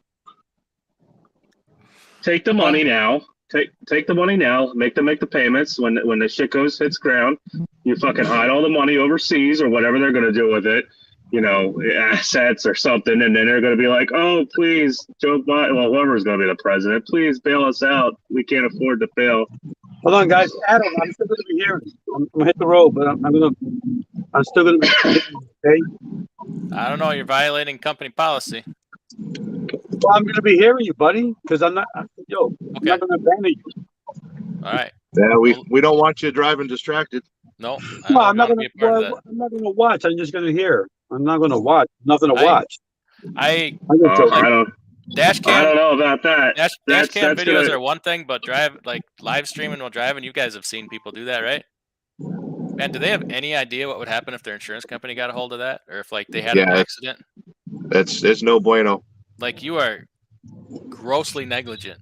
I mean, it'll probably get you not even for manslaughter, but fucking something a little more powerful than that. Yeah, that ain't gonna be too cool. No. But then I'm gonna just hang up. Yeah. Don't worry about it. We'll catch you. We'll catch you later. Yeah, just I'll be that California thing he was just talking about. The homeless thing. Is that you? Are you living under a bridge? If you got YouTube Premium, you can still hear us. It'll just it'll still play with your phone off. I like to hear Adam. He's a very intriguing, interesting man. Funny how you like to hear me, but you don't call me no more. Dude, see, now I know how Freight feels. I did call you twice in the last. I'm teasing you. I swear. You know more about me than my girlfriend does. Come on, we talk. I don't know. I don't want to know you like that. Well, see. All right. Have a good night, Alex. Okay. Take it easy. I'm not hanging up. I'm gonna just hear you. Okay. Here. Okay. All right. Go ahead and listen. Oh man, it's the. I can't be responsible for that. Yeah, that's nerve-wracking right there. It's not a good idea, anyways. So my buddy a couple days ago. All it takes is one oops, and then next thing you know, hey, we want to see your data or whatever. And guess who facilitated it? Yeah. So my buddy a couple days ago, he's got a really nice W900L, and he hit a deer in Kansas yesterday. Ouch. Took out the right front headlight, twisted the hood, twisted the bumper. He did a bunch of stuff on it to keep it road legal, and went down to Kenworth and got a new headlight and stuff. But yeah, recommendation: don't go out and buy the cool LED headlights at Iowa 80 when you hit a deer a week later. I've hit my being from here or whatever, I've hit my fair share of deer, and the last one got me for $12,000. Yeah, I swear that deer. Man, if I hit a deer, I'm gonna have to open up my wallet and drop the money on the deer. Shit. Yeah, I'd at least ate the son of a bitch, but there was nothing left of it. I'll have to pay the deer if I hit one. He talked to his insurance agent today, and he was kind of thinking, well, do I just take this out of pocket? And he's new on the scene. He's only had his authority for 6 months. Yeah. And his insurance agent was like, well, let's go ahead and check it out because it might take a while to get the truck fixed. And he was very adamant about, I am not stopping this truck. I will drive it pieced together if I have to. Right. But yeah, and now he's looking at getting one of those bumpers like I got, because I've hit a few deer and they just get mangled, and I'm good to go. Yeah. Yeah, in that case, it might be better if you can keep it going. Just go order like a $3,000 hood off of, I don't know, Iowa 80 or something. Well, they're in states. Reno. I mean, body shops just for cars are 3 months out. So I couldn't imagine it would be for a truck. I know someone that's been down for 3 months. He's got a fairly new truck. He's been waiting for DPF crap. Yeah, and yeah, that Peterbilt, that blue Peter. So you got a truck with a $6,800 payment, and you get a knock sensor go bad or something, and they can't get it, and you're down for 2 months. That's almost a whole week's. That's a whole week's revenue right there. That's a whole week's of revenue, just about. Yeah. Just in the truck payment. Yeah. Even yeah. I mean, I don't know. Like you go down for 1 day. Yeah. If I had to get a freaking I don't know, if they needed a wheel seal and had to order it, and it wasn't gonna get there until I don't know the afternoon, I'd be freaking biting my nails. Oh man, I'm losing a day of revenue. But put it in. I guess put it in perspective. Okay, what is I think I also did that at I think like 15% interest too though. But that's probably fairly. Fair. Oh, that's more than fair right now. Like I've seen 38%. So that's I'm paying 21 on this City Old International. So that 6,800, putting it in perspective, you're not much more than a Prime lease or a Hirschbach lease or a JCT lease. You're at 15.8, like 6,800 divided by 4.3 weeks in a month. That's 1,581 a week. So what are you with one of these megas with one of their leases? Some of them are 1,500 a week, aren't they? What are you? Barely making it. That's what you are. Well, yeah, I know. I'm just saying though. Especially if they don't show you the rate. Yeah. What are you? You're paying $7,000 a month to get 4.5 miles per gallon. That's what you are. I have a guy right now. I know he's leased onto a carrier, and they won't let him pick his own loads or use a rate board. And every time I turn around, they're like, "Oh, they said this area is dead. There's nothing in it." And he'll sit a whole fucking day until they either, I guess, get the load off their customer or get, And I'm like, "What the hell are you doing?" I said, he's an owner operator. Get the hell out of there. He's leased onto a company, a carrier. Yeah, he don't have his own truck. He's doing a lease purchase with him. But he'll end up he'll sit a day. He'll sit a day. They're like, "Oh, there's nothing there." Where does he run? I don't know. Last time he called me, he was out in somewhere in Michigan. Last time he told me there was lives in Pennsylvania. Oh, jeez, tell him to email me, man. How much experience has he got? Oh God, probably. He's done oil field, all kinds of shit. He's probably got at least 10.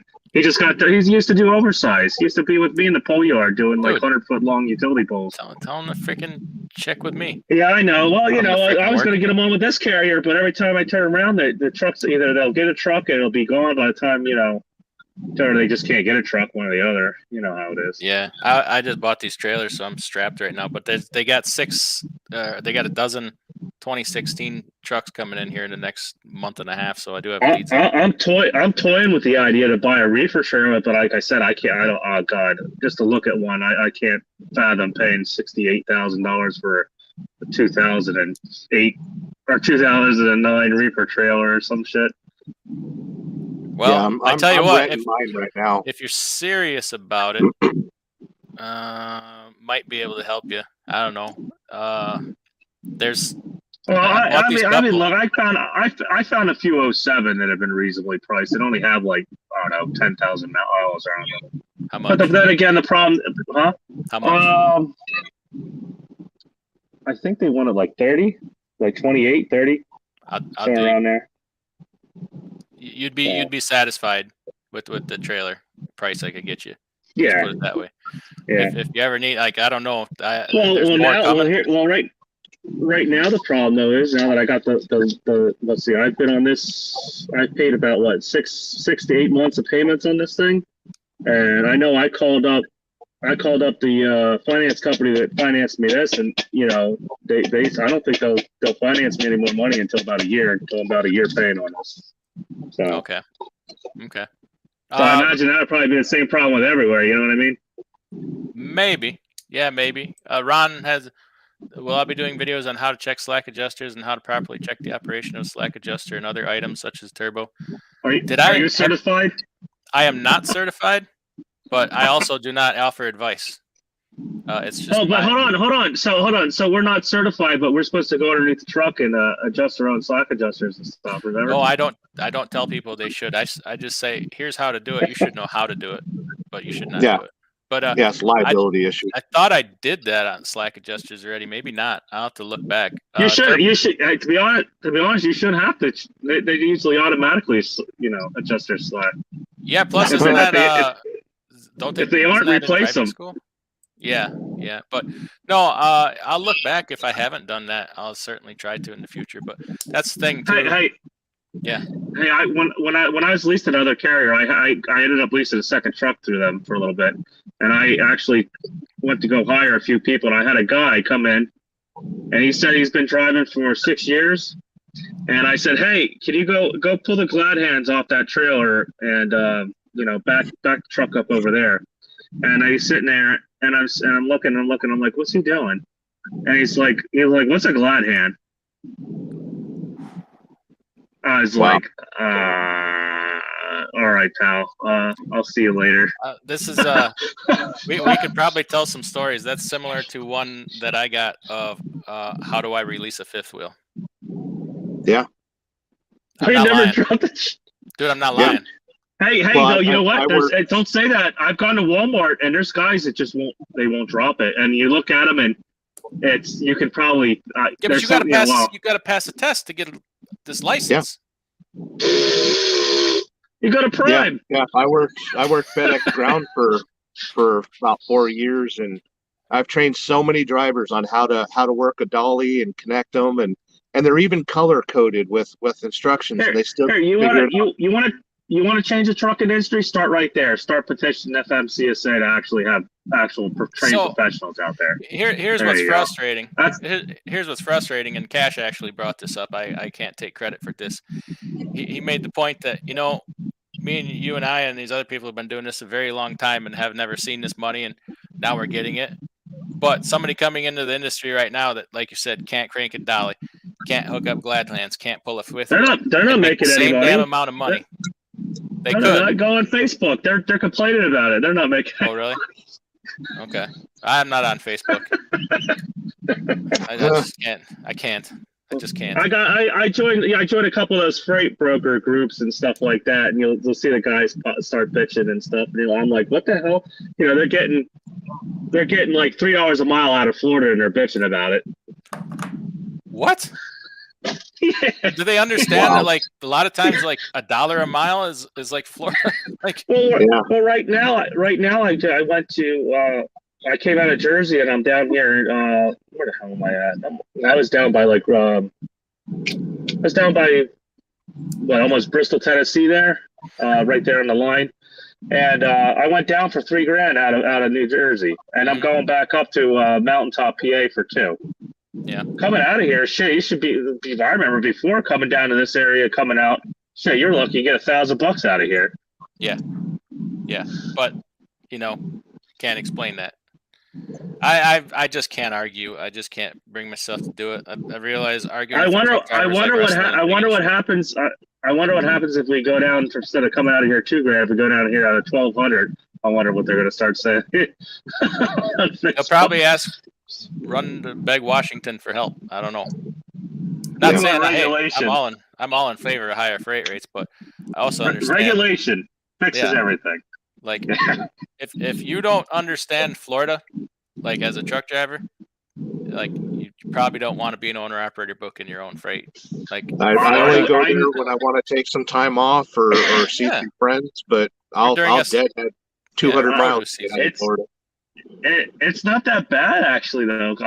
What was it? It's like 3 weeks ago. I went into Florida for $5,000 and came out of Florida for $4,200 back up to Connecticut. Florida's better. Florida's in a good season right now. But I mean, like, typical Florida. You know what I'm saying? Like, off season.